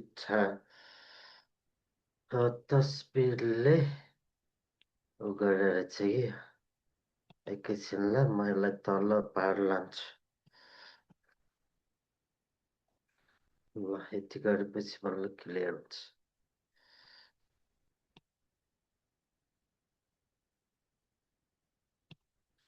ल होइन, लोकबहादुर तामाङको कुरा गर्दा विक्रम सम्वत 2002 सालको मङ्सिर महिनामा धादिङको लापा गाविस अन्तर्गत कुबेर गाउँमा जन्मेका लोकबहादुर तामाङले विक्रम सम्वत 2014 सालमा पोखराको धनराज तामाङबाट सुसमाचार सुनि विश्वास गरेर प्रभुमा हुर्केका थिए होइन। कालीबहादुर भन्दा पनि जेठो हुनुहुँदैछ उहाँ। 14 साल भने धेरै अगाडि कुरा हो होइन। पञ्चायती व्यवस्था नै थिएन त्यति बेला त। तपाईँको 16 सालमा बल्ल पञ्चायती व्यवस्था सुरु भयो, 16-17 सालमा। उनका 2 छोरा 2 छोरी र 1 श्रीमती छन् है, र एकजना छोरा पास्टर भइहाल्यो, अर्को चाहिँ खै थाहा भएन। विक्रम सम्वत 2014 सालदेखि 20 सालसम्म घाचोक भन्ने पनि धादिङतिरै होला होइन, सुसमाचार प्रचारको काम गरेर विक्रम सम्वत 2021 सालदेखि नवलपरासीको रजहरमा बसोबास गर्दै आइरहेका छन् होइन। म पनि जन्मिया थिएँ त्यति बेला 21 सालमा। र उनले 24 सालमा आएर बट्टाडीमा मण्डली स्थापना गरे, जुन मैले अघि देखाएँ नि यो होइन, बट्टाडीको चर्च। यो हालसालै बनाएको यो नयाँ चर्च। अब पुरानो त यस्तो थिएन, सायद उनले घरमै आफ्नै घरबाट यो चर्च सुरु गरेको हुनुपर्छ है। आफ्नै घरबाट यो चर्च सुरु गरेको हुनुपर्छ। बट्टाडी भनेको चाहिँ मैले भने नि रजहरबाट अलिक माथितिर गाउँमा उत्तरतिर जाने पहाड पनि देखिरहेको छ है। ल अब यो चाहिँ रजहरकै चर्च हो है। यो चाहिँ फेरि यो जहाँसम्म लाग्छ यो बट्टाडीको चर्च होइन, रजहरकै चर्च कुनै प्रोग्राममा गिफ्टहरू दिएको, किन त्यहाँ पनि म धेरैचोटि गएको छु। म पनि यो चर्चमा गएर तालिम धेरैचोटि दिएको छु कि रजहरमा। त बट्टाडी भनेको अलिक माथि पऱ्यो, 2-4 किलोमिटर माथितिर है। अब यसरी चाहिँ 24 सालमा स्थापना गरेको हेर्ने बट्टाडीमा मण्डली स्थापना, सायद उनकै घरमा सानोतिनो सङ्गति भयो होला सुरुका दिनमा। र 43 सालदेखि अभिषेक मण्डली नामाकरण गरी अहिले पनि सोही मण्डलीमा सेवा सङ्गति भइरहेको छ, गर्दै आइरहेका छन्। उनले विक्रम सम्वत 2029 सालको वैशाखसम्म पनि स्वतन्त्र रूपले सेवा गर्दै आइरहेका थिए। त्यहाँ उनले सुसमाचार प्रचारको काम राम्ररी गरे र धेरै मानिसहरूले त्यहाँ विश्वास गरेको कुरा हुन्छ बटडाँडीमा। 2000 सालको जेठ महिनामा स्थानीय गाउँ पञ्चायतले धर्म परिवर्तनको आरोप लगाए र उनको घरमा खोज तलास गराए होइन। अब यहाँ 2029 सालतिर कुरा चाहिँ छ। पञ्चायतकाल गाउँले मुद्दा हाले र पुलिसले खान तलासबाट फेला पारेको बाइबल र भजन पुस्तकहरू लगेको कुरा चाहिँ छ होइन। विक्रम सम्वत 2029 असार महिनादेखि असोज महिनामा त्यहाँ रहेका 14 घर परिवारलाई, क्रिस्चियन परिवारलाई पानी खान पनि दिएन, पिउन दिएन, धाराको पानी होइन। क्रिस्चियनले छोयो भने चाहिँ के हुन्छ? छोइन्छ, नराम्रो हुन्छ, अछुतो हुन्छ। पानी लिनको लागि रातमा खोलामा जानु पर्थ्यो। अलिक तल्लो खोला थियो होला, त्यहाँ जानु पर्थ्यो। दिउँसो जान पाइँदैन थियो, मान्छेले देख्यो भने दिउँसो पनि लखेट्थे।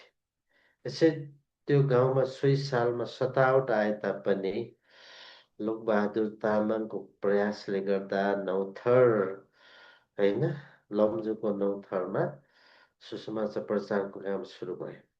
त्यसरी नै नवलपरासीको धारा पानी भन्ने ठाउँमा मण्डली स्थापना भयो। 2031 सालदेखि होइन, 2031 सालको दसैँमा टिका लाउनु मानेनन् उनले। त्यसले गर्दाखेरि गाउँले राति 11 बजे आएर कुटपिट गरेको कुरा पनि छ। उनले झन् धेरै पिटाइ खाए, कुटाइ खाए, सतावट आए तापनि सुसमाचार प्रचारलाई उनले छोडेन होइन। कालीबहादुरलाई पनि सतावट भयो। अनि पूर्वको यो डिआर ठुलुङ भन्नेको बारेमा पनि हामी पछाडि पढ्छौँ। उहाँलाई पनि 24 चोटि पुलिसहरूले पक्रेर लगेको छ थानामा होइन। अब यस्ता कुराहरू धेरै छन्। यसै कारणले गर्दा विक्रम सम्वत 2034 सालको असार महिनासम्म आइपुग्दा उनको मण्डलीमा धेरै विश्वासीहरू बढे, थपिए, नयाँ नयाँ आए र 35 सालदेखि गोर्खाको लामा गरामा पनि होइन सङ्गति सुरु भयो। जुन बेला त्यहाँ कालीबहादुर पनि थिए होइन। धादिङबाट गोर्खामा बसाइ सारेको लामो गरामा होइन। कालीबहादुरलाई पनि बढाउने, हुर्काउने, सुसमाचार दिने काममा लोकबहादुरले सहायता गरेको कुरा छ। विक्रम सम्वत 2037 सालको जेठ महिनादेखि मण्डलीमा समस्या आयो, समस्या भयो होइन। अनि पौष महिनाको 29 गते मण्डली भवनलाई जलायो होइन। चर्च भवन नै जलाइदिएछ गाउँलेहरूले। अनि अब चर्च भवन जलेपछि त ठुलो इस्यु भयो। त्यसपछि उनलाई जेलमा पक्रेर जेलमा लगेको कुरा छ। साथै 20 सालको फागुन 25 गते मण्डली भवनलाई भत्काई 28 जना विश्वासीहरूलाई फेरि जेलमा लगेको कुरा चाहिँ छ नवलपरासीमा। सरकारले, पञ्चायती सरकारले विक्रम सम्वत 2040 सालमा वनमा अतिक्रमण गरेको भने बटडाँडीबाट 46 किलोमिटर जङ्गलको छेउमै बस्थे। अहिले पनि जङ्गलकै छेउमा घर छ, चर्च छ होइन। बटडाँडीमा 86 घर परिवारलाई उठाएर, जसमा 30 घर परिवार विश्वासी थिए होइन। थुप्रै घर परिवार परेछ। अब 10 परिवार हिन्दूको, एकजना लोकबहादुरको घर मात्र बाँकी बच्यो। किन भन्दा त्यो चाहिँ अब नम्बरी थियो, लाल पूर्जा भएको थियो। अरू चाहिँ लाल पूर्जा थिएन, नापी भएको थिएन। यसै लोकबहादुर तामाङ 2024 सालभन्दा अगाडि एक्लो विश्वासी थिए र 40मा फेरि एक्लै भयो। किन भन्दा विश्वासीहरूलाई त्यहाँबाट, गाउँबाट सबैलाई हटाए। त्यसपछि बिस्तारै सुसमाचार प्रचार गर्ने धेरै विश्वासी परिवारहरू थपिए र त्यहाँ मण्डली स्थापना भयो होइन बटडाँडीमा। र 38 सालमा, किन अगाडि नै सुरु भयो तर सतावटले गर्दा विश्वासीहरू लाखापाखा भए, फेरि पछाडिबाट आएर मण्डली सुरु भयो। विक्रम सम्वत 38 सालमा भरतपुरमा सङ्गति सुरु भयो। त्यसपछि धादिङ, लमजुङ, नवलपरासीका अरू विभिन्न ठाउँमा मण्डली स्थापना भयो। उनले यस्ता धेरै कठिनाइ पार गर्दै कैयौँ सङ्घर्षसँग जुझ्दै हालसम्म पनि पास्टर लोकबहादुर तामाङ सुसमाचार प्रचार मण्डली स्थापना कार्यमा सक्रिय रूपमा लागेको कुरा चाहिँ छ होइन। यसरी हामीले धेरै धेरै मानिसहरूको बारेमा हामीले सिक्यौँ होइन। लोकबहादुरसम्म आइपुग्दा कतिजना भएछ नम्बर हेर है त्यहाँ ठ होइन, ठ क ख ग घ ङ च छ ज ज य ट ठ भनेपछि 12जना जतिको बारेमा हामीले अध्ययन गर्यौँ अहिलेसम्म। अब मिसनको कुरा गरेको छ यहाँ नेपालमा मिसनको कुरा आएको छ है। नेपालमा क्रिस्चियन मिसन सुरुमा के हो, रोमन क्याथोलिक मिसन। हाम्रो के अरे रोशनले जापानबाट पढ्ने हो त यसलाई, क नम्बर।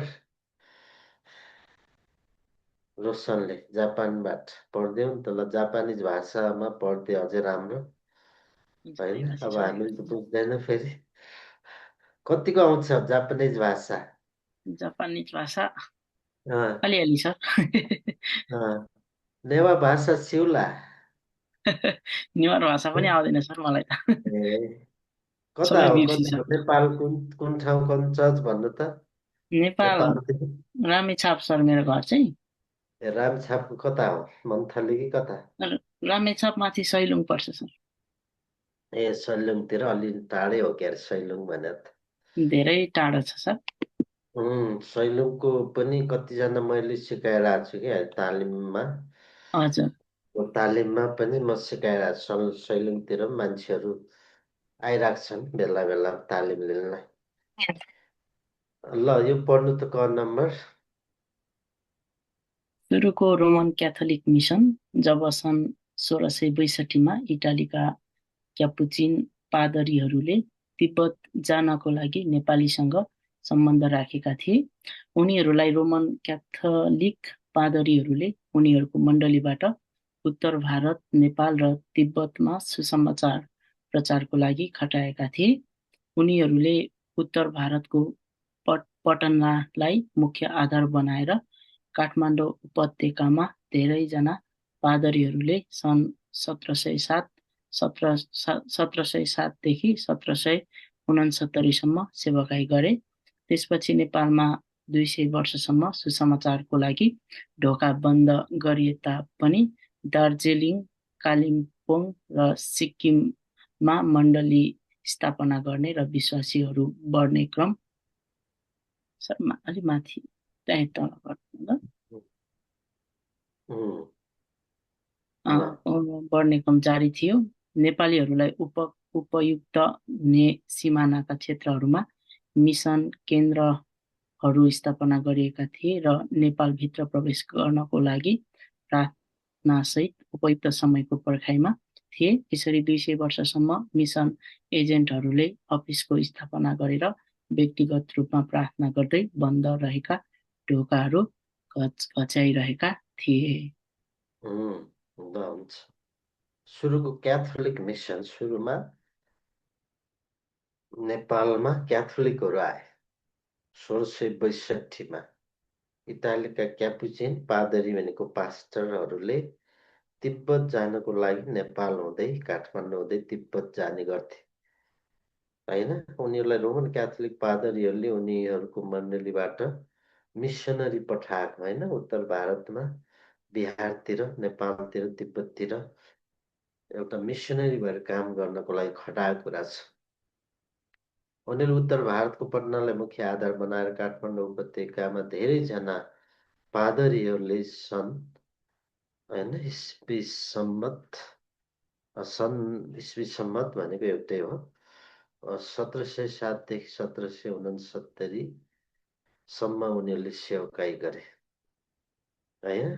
तर त्यसपछि के भयो, सुसमाचारको ढोका बन्द गरी कहिले गरी जब पृथ्वीनाथ शाहले काठमाडौँ उपत्यकालाई क्याप्चर गरे, काठमाडौँ राजधानी बनाए। त्यसपछि काठमाडौँमा बसेका केही क्रिस्चियनहरू 62 जना क्रिस्चियनहरूलाई उनीहरूलाई लखेटियो, धपाइयो भन्ने कुरा छ होइन। यो एउटा इन्टरभ्यू पनि समय भयो भने म देखाउँछु है अलिक पछि। यो नेपालको इतिहासको बारेमा इन्टरभ्यूहरू पनि भइरहेछ है। त्यसपछि के भयो, दार्जिलिङ कालिम्पोङमा चाहिँ मण्डली सुरु भयो 1870 म्याकफार्ले मेमोरियल चर्च भनेर। नेपालमा मण्डली नभए बेला नेपाली भाषी मण्डली दार्जिलिङमा सुरु भयो। होइन। त्यसपछि नेपालीहरूलाई उपयुक्त हुने सिमानाको क्षेत्रहरूमा काम गरे। मैले सुरुमा भनेको थिएँ होइन, उता के अरे वीरगन्ज भनेर नेपालतिर इन्डियातिर रक्सोल, त्यहाँ डङ्कन अस्पताल सुरु भयो 1929मा। त्यो अस्पताल अहिले पनि छ। त्यसपछि उता जोगबनी विराटनगरतिर पनि मिसनरी आएर बसे। त्यहाँ चाहिँ डेभिड मुखिया, त्रिवाद देवालले विश्वास गरे। त्यसपछि यता नौतोना छ भैरवातिर, भैरवामा डाक्टर क्याथलिन हिल्डा स्टिल भन्नेहरू आएर सेवा गरेको कुरा छ। अनि उता नेपालगञ्ज रूपैडियामा पनि नेपाली मूलको वर्णवास राई भनेर सेवा गरेको कुरा छ होइन। 1915देखि नै स्क्यान्डिनेभियन एलायन्स मिसन भन्नेहरू आएर रूपैडियामा अनि एजी चर्चहरू त्यहाँ सुरु गरेको कुरा छ होइन। यसै 200 वर्षमा मिसन एजेन्टहरूले अफिसको स्थापना गरी व्यक्तिगत रूपमा प्रार्थना गर्दै बन्द रहेका ढोकाहरू घोचघचाइरहेका थिए। क्याथोलिक पछि अब प्रोटेस्टेन्ट। हाम्रो सुषमालाई पढ्न आउँछ? सोलोमन एन्ड सुषमा भनेको छ। सुषमालाई पढ्न आउँछ? यो ख नम्बर आउँछ? हुन्छ सर, म पढ्नेछु। ल, कहाँबाट सुषमा? कताबाट? कुन चर्चको हो? म लङ्का लाइन चर्चको चितवनदेखि। कुन ठाउँ, कुन जिल्ला? चितवन सर। ए, चितवनको कुन ठाउँ हो? कुन भन्नु न, नगरपालिका कुन चाहिँ? म सबै थाहा कालिका छैन। 1, कालिका कुन यता कालिकातिर? 1। ए, कालिका भनेपछि त निकै पर पर्यो। ल ठिक छ, ल पढ्नु। सर, मैले यो के अरे भिडियो चाहिँ अफ गरेको छु है। मैले अलि यहाँ मेरो आँखा अलिक कमजोर छ, देख्दैन, त्यही भएर ठुलो बनाएको छु।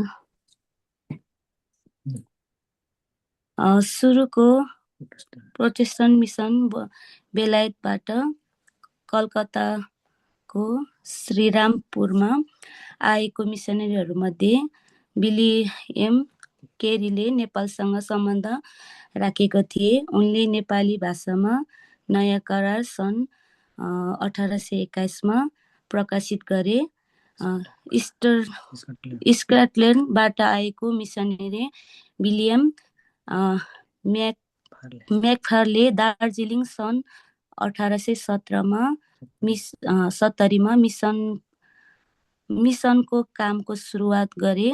उनले बाइबलको अनुवादको कार्यलाई निरन्तरता दिए र उनकै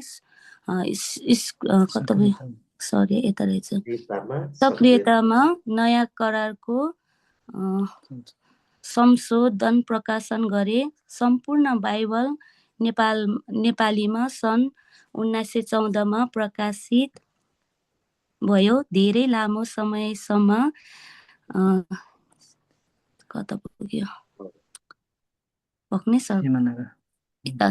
सिमानाका विभिन्न क्षेत्रहरूमा गरिएको प्रार्थनाले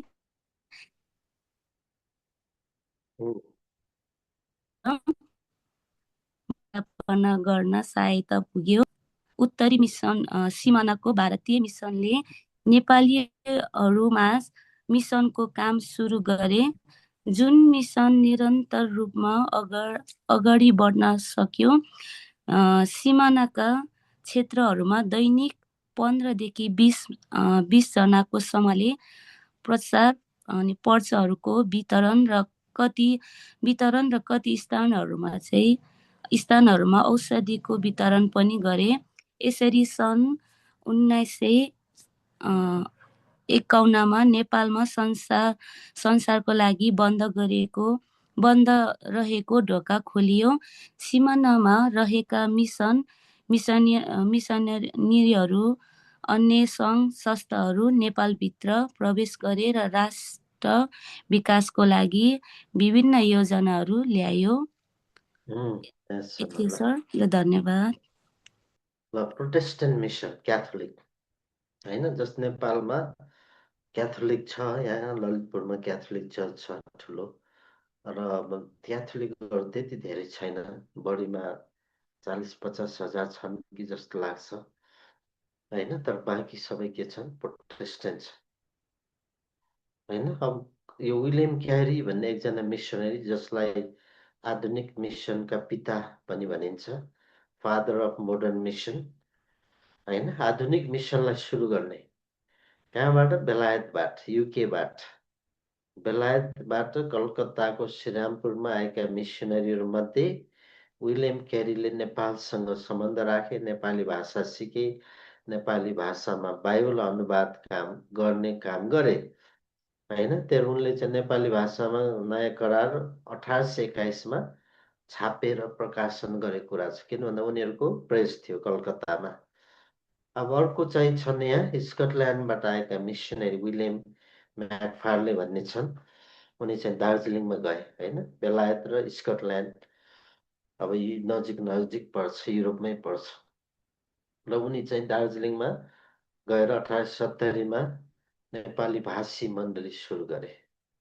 अनि उनले पनि बाइबलको अनुवादलाई निरन्तरता दिएर उनैकै सक्रियतामा त्यहाँ चाहिँ के थियो भन्दाखेरि हाम्रो एकजना कर्णेल साहेब छन्, कर्णेल नराज शमशेर जबरा भन्ने राणा खानदानका व्यक्ति त्यहाँ गएर अनि त्यो पादरी गंगा प्रसाद प्रधानले लेखेको बाइबललाई संशोधन गर्ने काम गरे। यो पुरै बाइबल कहिले आयो भन्दा 1914 आयो, होइन? पुरै बाइबल 1914 मात्रै नेपाली बाइबल नेपाली भाषामा आयो।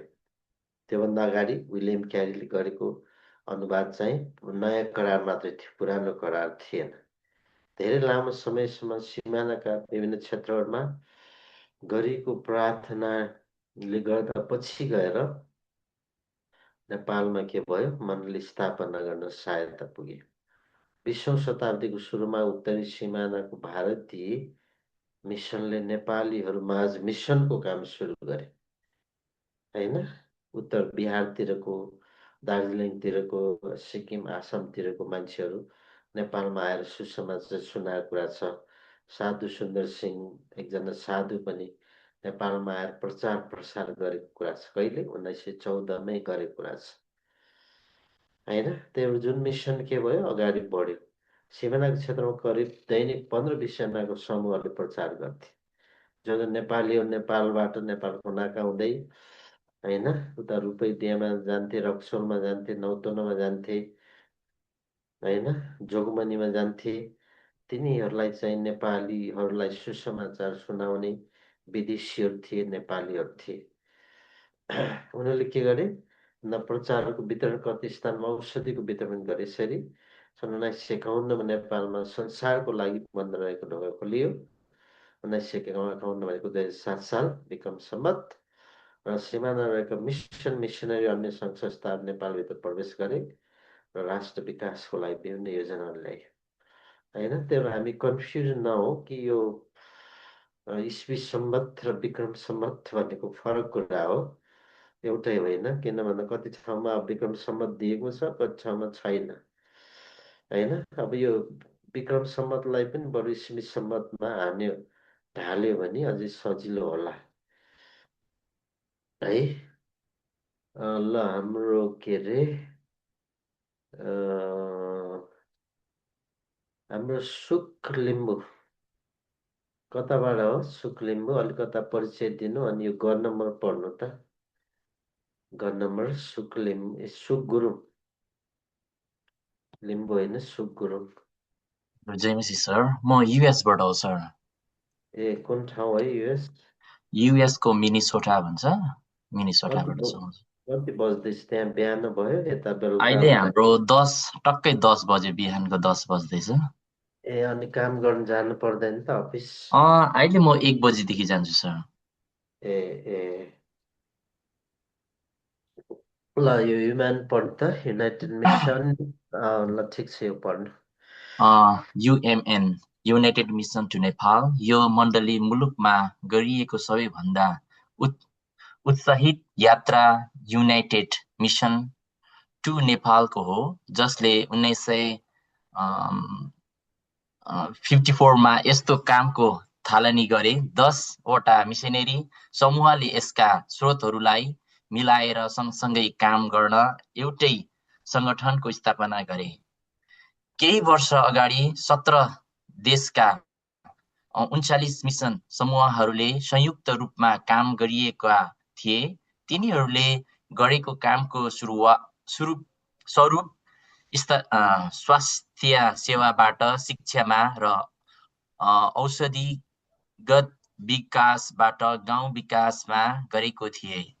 यो मिसन संस्था संसारमा रहेका संयुक्त मिसन भन्दा सबैभन्दा ठूलो र बेग्लै प्रकारको संस्था हो।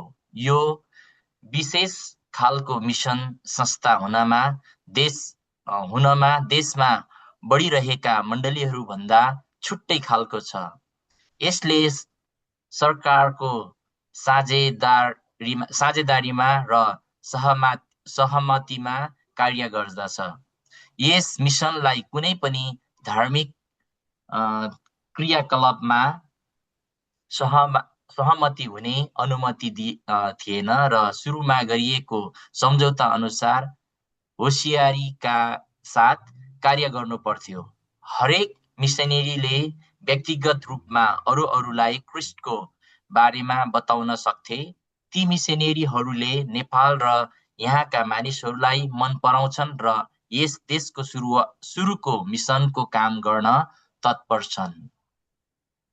ल हुन्छ, त्यहाँसम्म धन्यवाद। सर ल होइन, पहाडी मुलुक भनेर अब धेरै पहाड छ होइन। यो पहाडी मुलुकमा गरेको सबैभन्दा उत्साहित यात्रा भनेको युनाइटेड मिसन टु नेपाल होइन। अब यो संस्थाले नेपालमा थुप्रै हस्पिटलहरू खोलेको थियो पहिला, अहिले पनि छ। जस्तै तानसेन मिसन अस्पताल छ, अनि उता के अरे ओखलढुङ्गामा पनि छ कम्युनिटी अस्पताल। त्यसपछि यता पाटन अस्पताल ललितपुरमा होइन। यस्ता थुप्रै ठाउँमा धेरै अस्पतालहरू खोलेको छ यसले, युमेनले है। र उनीहरूको काम चाहिँ कहाँ भयो? 1954मा भक्तपुरमा उनीहरूले सुरु गरे। कसरी भन्दाखेरि 10वटा मिसनरी समूहले यसका स्रोतहरूलाई मिलाएर सँगसँगै काम गर्न एउटै सङ्गठनको स्थापना गरे होइन। केही वर्ष अगाडि 17 देशका 39 मिसन समूहहरूले संयुक्त रूपमा काम गरिरहेका थिए होइन। संयुक्त भनेपछि सँगसँगै मिलेर काम गरेको भन्ने हो। र तिनीहरूले गरेको कामको स्वरूप भनेको स्वास्थ्य होइन। स्वास्थ्य भनेको विभिन्न ठाउँमा हेल्थ पोस्टहरू उनीहरूले सुरु गरे। अहिले पनि एउटा के छ, यो चौरजारी भन्ने रुकुममा होला, त्यो चाहिँ हेल्थ पोस्टको रूपमा अहिले पनि चलिरहेको छ, युमेनले सुरु गरेको। अनि शिक्षा भनेर अब तपाईँले सुरुमा हाम्रो गोर्खामा लुइटेल स्कुल थियो, अहिले के स्कुल भन्छ, नाम चेन्ज छ। त्यो पनि मिसनरीले सुरु गरेको। हाम्रो बाबुराम भट्टराई, उपेन्द्र देवकोटाहरू पढेको स्कुल लुइटेल गोर्खाको आप पिपल भन्ने ठाउँमा थियो पहिला होइन। शिक्षा भनेर अहिले पनि त्यो गण्डकी बोर्डिङ स्कुलहरू यो सबै युमेनले सुरु गरेको।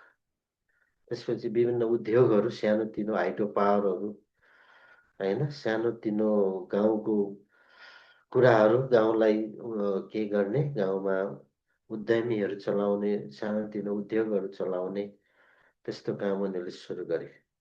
औद्योगिक विकासबाट गाउँ विकासमा उनीहरूले गरेका थिए। यो मिसन संसारमा एक संयुक्त मिसनभन्दा ठुलो र बेग्लै खालको छ यो ठुलो मिसन संस्था होइन। 39 देशको 17 देशको 39 मिसनलाई एकै ठाउँमा गाभेको भनेपछि होइन, सबै खालका सम्प्रदायहरू पनि यसमा जोडिएको भन्ने हामी बुझ्नुपर्छ। यो विशेष खालको मिसन संस्था हुनुमा देशमा बढिरहेको मण्डलीभन्दा छुट्टै खालको छ। यसले सरकारको साझेदारीमा होइन, सरकारसँग मिलेर र सहमतिमा काम गर्छ। यस मिसनलाई कुनै पनि धार्मिक क्रियाकलापमा सहमति हुने अनुमति थिएन, अहिले पनि छैन होइन। सुरुमा गरेको सम्झौता अनुसार होसियार साथ काम गर्नुपर्ने, अनि विश्वासका कुराहरू, बाइबलका कुराहरू बताउन नपाउने। हरेक मिसन व्यक्तिगत रूपमा अरूलाई ख्रीष्टको बारेमा बताउन सक्थे, तर सामूहिक रूपमा उनीहरूले प्रचार गर्न सक्दैनथे। र पनि अहिले हामी नेपालमा हेऱ्यो भने अब मिसनरीहरू, अमेरिकन युरोपियन मिसनरीहरू औँलामा गर्न सकिने छन्। अहिले चाहिँ त्योभन्दा बरु कोरियन मिसनरीहरू सयौँको सङ्ख्यामा छन् अहिले नेपालमा। ती मिसन नेपालमा यहाँको मानिसहरू मन पराउँछन् र यस देशको सुरुको मिसनको काम गर्नलाई उनीहरू तत्पर छन्, तयार छन् भन्ने कुरा चाहिँ हो है। तत्पर भएको, तयार भएको हामी देख्छौँ है। ल, हाम्रो रेजिना राई तयार हुनुहुन्छ अर्को पढ्नलाई? रेजिना राई छैन? त्यस हाम्रो सरस्वती घिमिरे चितवनबाट। रेजिना ए ल, पढ्नु त यहाँ तपाईँको छोराले के अघि डिस्टर्ब गरिरहेको थियो कि। ल यहाँ पढ्नु। कहाँदेखि पढ्नुपर्ने सर? सोही बेला। अच्छा, हुन्छ। सोही बेला औषधि उपचारको कार्यमा नेपालको काठमाडौँमा पहिलो मिसनेरीको रूपमा आउने व्यक्तिहरू बब र बेथेल फ्लेमिक थिए। युएमएनले श्री 5 को सरकारसँग सहमति गरे अनुरूप सरकारी विकास कार्यमा सहभागी हुनु पर्थ्यो। यसले लिएको उद्देश्य अनुसार यसु ख्रिस्टको नाउँमा नेपालका धेरै गरिब मानिसहरूलाई सेवा पुर्याउनु थियो। उनीहरूले सरकारसँग गरेको सम्झौता अनुरूप मात्र काम गर्नुपर्ने थियो र कुनै पनि व्यक्तिलाई धर्म परिवर्तन गराउने अनुमति थिएनन्। उनीहरू 75 वर्षको अवधिमा निम्न ठुला र साना आयोजनाहरूमा सहभागी भएका छन्। अस्पताल पाटन पहिलेको शान्त भवन, तानसेन आप पिपल र ओखलढुङ्गा अस्पताल, स्कुल, गोर्खाको रिटेल र पोखराको गण्डली बोर्डिङ स्कुल। यी नम्बरमा गाउँ वा गण्डकी बोर्डिङ स्कुल। हजुर, यी नम्बरमा गाउँ वा औद्योगिक विकास, यी विद्युत केन्द्र, बुटोल पावर हाउस, स्याङ्जा प्युठान र खिम्ती हाइड्रो पावर प्रोजेक्ट। अनि इन्जिनियरिङ विकास, बुटोल टेक्निकल इन्स्टिट्युट। अब यो छ कि ओखलढुङ्गामा जाँच गरेको, यहाँ सेतो सेतो लुगा लाएर भुइँमा बसेको देख्नुहुन्छ नि, उहाँ चाहिँ डक्टर हो, एउटा डक्टर। अनि एउटा डक्टर यहाँ उभिरहेको हुन्छ। अब त्यति बेलाको अस्पताल भनेको यस्तो थियो कि अब त्यहाँ घर पनि थियो कि थिएन त्यति प्रष्ट छैन। बाटोमा ढुङ्गामा बसेर चेकअप गरिरहेछ। 1960 युएमएनले ओखलढुङ्गामा स्थापना गरेको अस्पतालमा बिरामीहरूको जाँच गर्दै डाक्टर द्वय जेम्स डिल र जिल कुक भन्ने कुरा। अब अहिलेको युएमएन यस्तो छ है। युएमएनको 72औं वार्षिक उत्सवमा जम्मा भएका कर्मचारीहरू हेडक्वार्टर थापाथलीमा होइन। अहिले काम गर्ने मिसनरीहरूमा 1, 2 जना, 3 जना, 4 जना, 5, 6, 7, 8 जना मात्रै देखिन्छ। प्राय सबै धेरै नेपालीहरू छन्। अहिलेको हेडक्वार्टरको अफिसको अगाडि बसेको कुरा हो। अर्को जिलकुक भन्ने पनि 2011 सालमा उनी बितिसकी छिन् होइन। ओखलढुङ्गामा गएर डक्टर भएर बिरामीहरू जाँच्ने एकजना दिदी, काइली दिदी होइन। 1927 जन्मेको, 2011 सालमा बितेको। यहाँ अर्का दिदीहरू छन्, साडी लाएर चप्पल लाएर बसेका छन् है। अब यो बायाँतिरको भनेको आइल्यान्ड लज हो, अलि मोटी चाहिँ। अलि पातली भनेको बेटी बेली। आइल्यान्ड लज पनि आजभन्दा 5 वर्ष अगाडि उनी बितिन् होइन। बेटी बेलीको बारेमा त्यति धेरै कुरा थाहा छैन, उनी पनि बितिन् होला होइन। सायद यिनीहरू पोखरातिर हो कि काठमाडौँतिर हो। चट्ट ढुङ्गामा बसेर साडी लाएर चप्पल लाएर होइन फोटो खिचेको कुरा छ। एकदम पुरानो फोटोहरू। यस्तो फोटोहरू अहिले हतपत्त भेटिँदैन। ल, युएमएनले गरेको काम होइन। अब के गर्यो त भनेर हामीले अघि पनि पढ्यौँ होइन।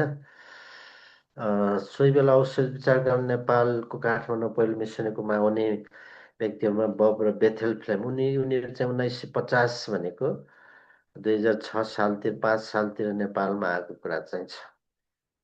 युएमएनले C5 को सरकारसँग सहमति गरे अनुरूप सरकारी विकास कार्यमा सहभागी हुँदै आएको छ र यसले लिएको उद्देश्य अनुरूप यस खुसको नाउँमा नेपालमा धेरै गरिबहरूलाई सेवा पुर्याउनु थियो। उनीहरूले सरकारसँग गरेको सम्झौता अनुसार काम गर्नुपर्ने छ र कुनै व्यक्तिलाई धर्म परिवर्तन गराउने अनुमति थिएन, अहिले पनि छैन। होइन, उनीहरू अब स्थापना भएको 75 वर्ष भयो। उनीहरूले गरेको काम अस्पताल भनेर पाटन भनेको पहिले शान्तावन बनिन्थ्यो, तानसेन भयो, तानसेन पाल्पामा, पिपल गोर्खामा भयो, ओखलढुङ्गामै भयो। स्कुलमा गोर्खाको लुइटेल र पोखरा गर्ने गाउँ र औद्योगिक विकास, विद्युत केन्द्र भनेर Butwal power house, Syangja Pyuthan Khimti hydro power अरू थुप्रै। इन्जिनियर विकासमा चाहिँ बिटिआई भनेर बुटोल टेक्निकल इन्स्टिट्युट अहिले पनि छँदैछ अरे भन्ने सुनेको छु मैले। होइन, 1960 भनेको त कति वर्ष अगाडि हो? 65 वर्ष अगाडिको कुरा छ। यहाँ ओखलढुङ्गामा जाँच गरेको होइन, डाक्टरहरू भने अलि सेतो सेतो लाउँदो रहेछ अहिलेको नर्स जस्तो। कोही चाहिँ उभिएर जाँच हुँदैछ, कोहीलाई चाहिँ बसेर जाँच गरिँदैछ।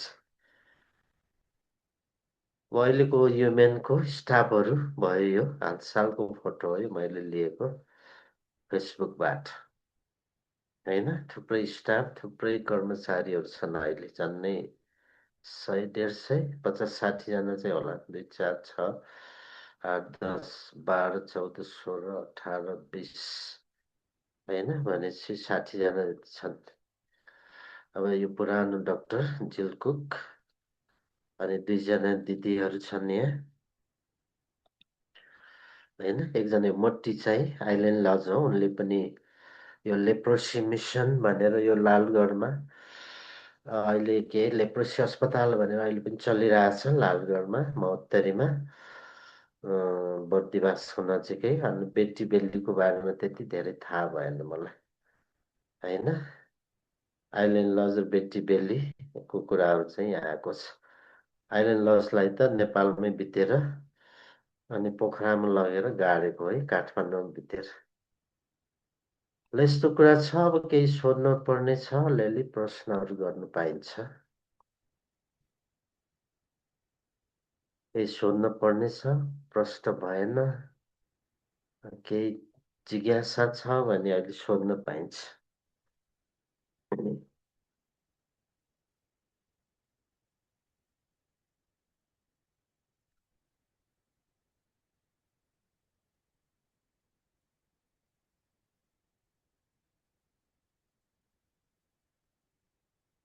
छैन, हाम्रो गोविन्द भन्ने देखिरहेको थिएँ।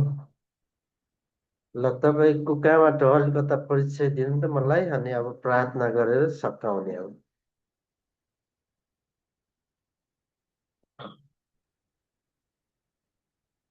कहाँबाट हो सुनिरहेको छैन, तपाईँको बन्द छ, अनम्युट भइरहेछ। जय मसीह। मेरो नाम चाहिँ गोविन्द शर्मा दवाडी। मेरो स्थानीय ठाउँ चाहिँ चितवन जिल्ला कालिका नगरपालिका वडा नम्बर 3 र पाटन कोइनोनिया चर्च अन्तर्गत पदमपुरमा कोइनोनिया पदमपुर मण्डली। अनि हाल चाहिँ म बेलायतमा छु, बेलायतको लन्डन भन्ने ठाउँमा। 2022मा चाहिँ म यता आएको, करिब 3.5 वर्ष जस्तो अध्ययनको सिलसिला र साथै सेवाकाईको लागि पनि यहाँनिर छु। अनि नेपाली भाषीहरूको बिचमा चाहिँ यो ठाउँमा सेवाकाई गर्दैछु सर। ए ल ल, हुन्छ, राम्रो। पढाइ पनि छ, काम पनि छ? हजुर सर, म सेकुलरको लागि MBA को लागि आएको थिएँ। अनि त्यसको अध्ययनको सँगसँगै पछि परमेश्वरले यहाँनिर नेपाली भाषीहरूको बिचमा सेवाकाईको मौका पनि दिनुभयो। अनि गड्स भिजन नेपाली चर्च भनेर चाहिँ हामीले यहाँनिर सेवाकाई सुरुवात गरेका छौँ। परमेश्वरले नै नेपालीहरूको बिचमा सेवाकाई गर्ने मौका दिनुभएको छ सर। ए, अनि कोइन्याकै अर्को रामप्रसाद श्रेष्ठ भन्नेलाई भेट हुन्छ त्यता? हजुर, उहाँसँग राम्रो सम्बन्ध छ, उहाँसँग भइरहेको छ। उहाँ चाहिँ उता मेन्चेस्टरमा हुनुहुन्छ, रजेल भन्ने ठाउँमा। कति टाढा भाइको र उहाँको, कति किलोमिटर? किलोमिटर लगभग माइलमा हामी 150 जस्तो माइल छौँ होला सर। म चाहिँ यता सेन्ट्रल लन्डनपट्टि छु, उहाँ अलिकति आउटसाइड हुनुहुन्छ नर्थपट्टि। म यता इस्ट साउथमा छु, उहाँ चाहिँ नर्थमा हुनुहुन्छ, अलिकति डिस्टेन्स पर्छ सर। 150 भनेको 200 भन्दा अलिक बढी किलोमिटर पर्यो। करिब 3-4 घन्टा जस्तो लाग्छ ट्रेनमा, ट्रेनको यात्रा। त्यही त त्यहाँ सिधा सिधा भयो। यहाँ काठमाडौँबाट पोखरा गए जति 5 घन्टा लाग्छ हामीलाई छिट्टो पुग्यो भने। एक्लै हो भाइ, सिङ्गल? होइन सर, म फ्यामिली सहित छु। ए ल ल ल, प्रार्थना गर्नु अनि आजको क्लास सिधै है अर्को हप्ता। हुन्छ हुन्छ, आउनुहोस् हामी आजको क्लासको निम्ति प्रार्थना गर्नेछौँ। सर्वशक्तिमान परमेश्वर, हामी धन्यवाद दिन्छौँ यो क्लासको निम्ति। विशेष आजको दिनसम्म, यतिका हप्तासम्म हामीले गोविन्द सरबाट जुन कुराहरू सिकेका छौँ, विशेष गरी नेपालको सेवकाई, नेपालको मण्डली इतिहासमा अहिले हामीले अध्ययन गर्दासम्म करिब 11-12 जना हाम्रा अग्रज सेवकहरूबाट तपाईँ परमेश्वरले नेपाललाई जसरी प्रयोग गर्नुभएको छ प्रभु, अनि उहाँहरूको बलिदान, उहाँहरूको प्रार्थना, उहाँहरूको हे परमेश्वर तपाईँ परम प्रभु प्रतिको एउटा भक्ति अनि विभिन्न परिस्थितिहरूमा उहाँहरूले गर्नुभएको सङ्घर्ष, तपाईँ परमेश्वरमा उहाँहरू रहनु भएको स्थिरताको कारणले गर्दाखेरि त्यो सुसमाचार आज हाम्रो पुस्तासम्मले पाएको छ। अनि हामी प्रार्थना गर्छौँ हाम्रा पुस्ताहरूलाई, हाम्रा अग्रजहरूलाई तपाईँ परमेश्वरले जसरी चलाउनु भयो र प्रभु, अनि कतिजना तपाईँ परमेश्वरमा बिदा हुनुभयो, सुत्नुभयो, कतिजना अझै हुनुहुन्छ र प्रभु नेपालको लागि उहाँहरूलाई जसरी प्रयोग गर्दै हुनुहुन्छ त्यसबाट हामीले अझ एउटा उत्साहित भएर तपाईँ परमेश्वरको काम कसरी गर्नुपर्ने हो, हाम्रो देशमा प्रभु तपाईँले हामीलाई कसरी प्रयोग गर्नुभएको छ, अझै हाम्रो जिम्मेवारीहरू के छ, त्यो विषयमा तपाईँ परमेश्वर अझ यो क्लासबाट हामीसँग स्पष्ट तपाईँ प्रभु बोल्नु भएको होस्। प्रभु तपाईँ परमेश्वरले हामीलाई जुन ठाउँमा राख्नु भएको छ, जुन बोलावटमा तपाईँ परमेश्वरले राख्नु भएको छ, तपाईँ परमेश्वरको कामलाई पुरा गर्नलाई हामीलाई सहायता गरिदिनु भएको होस् भनी हामी प्रार्थना गर्छौँ। धन्यवाद आजको क्लासको निम्ति। अनि प्रभु सबै कुराहरू तपाईँ परमेश्वरको शरणमा ल्याउँदछौँ। जबसम्म हामी अर्को हप्तामा अर्को क्लासमा हामी भेट्दैनौँ, तपाईँ परमेश्वरले हामी जुन जहाँ जस्तो अवस्थामा छौँ, जस्तो परिस्थितिमा छौँ, हामी प्रत्येकसँग तपाईँ प्रभुको सुरक्षा र निगाह तपाईँ प्रभुले राखिदिनु भएको। हामी जति पनि सिक्छौँ प्रभु व्यावहारिक रूपमा परमेश्वर तपाईँको वचनबाट सिकेका कुराहरू हामीले आफ्नो मण्डलीमा, हाम्रो आफ्नो व्यावहारिक जीवनमा लागू गर्न सकौँ, अरूलाई पनि प्रभु हामी उत्साहित गर्न सकौँ भनी तपाईँसँग म बिन्ती प्रार्थना गर्छु येशू प्रभुको नाममा, आमेन। सबैजनालाई जय मसीह। सबैजनालाई जय मसीह। जय मसीह।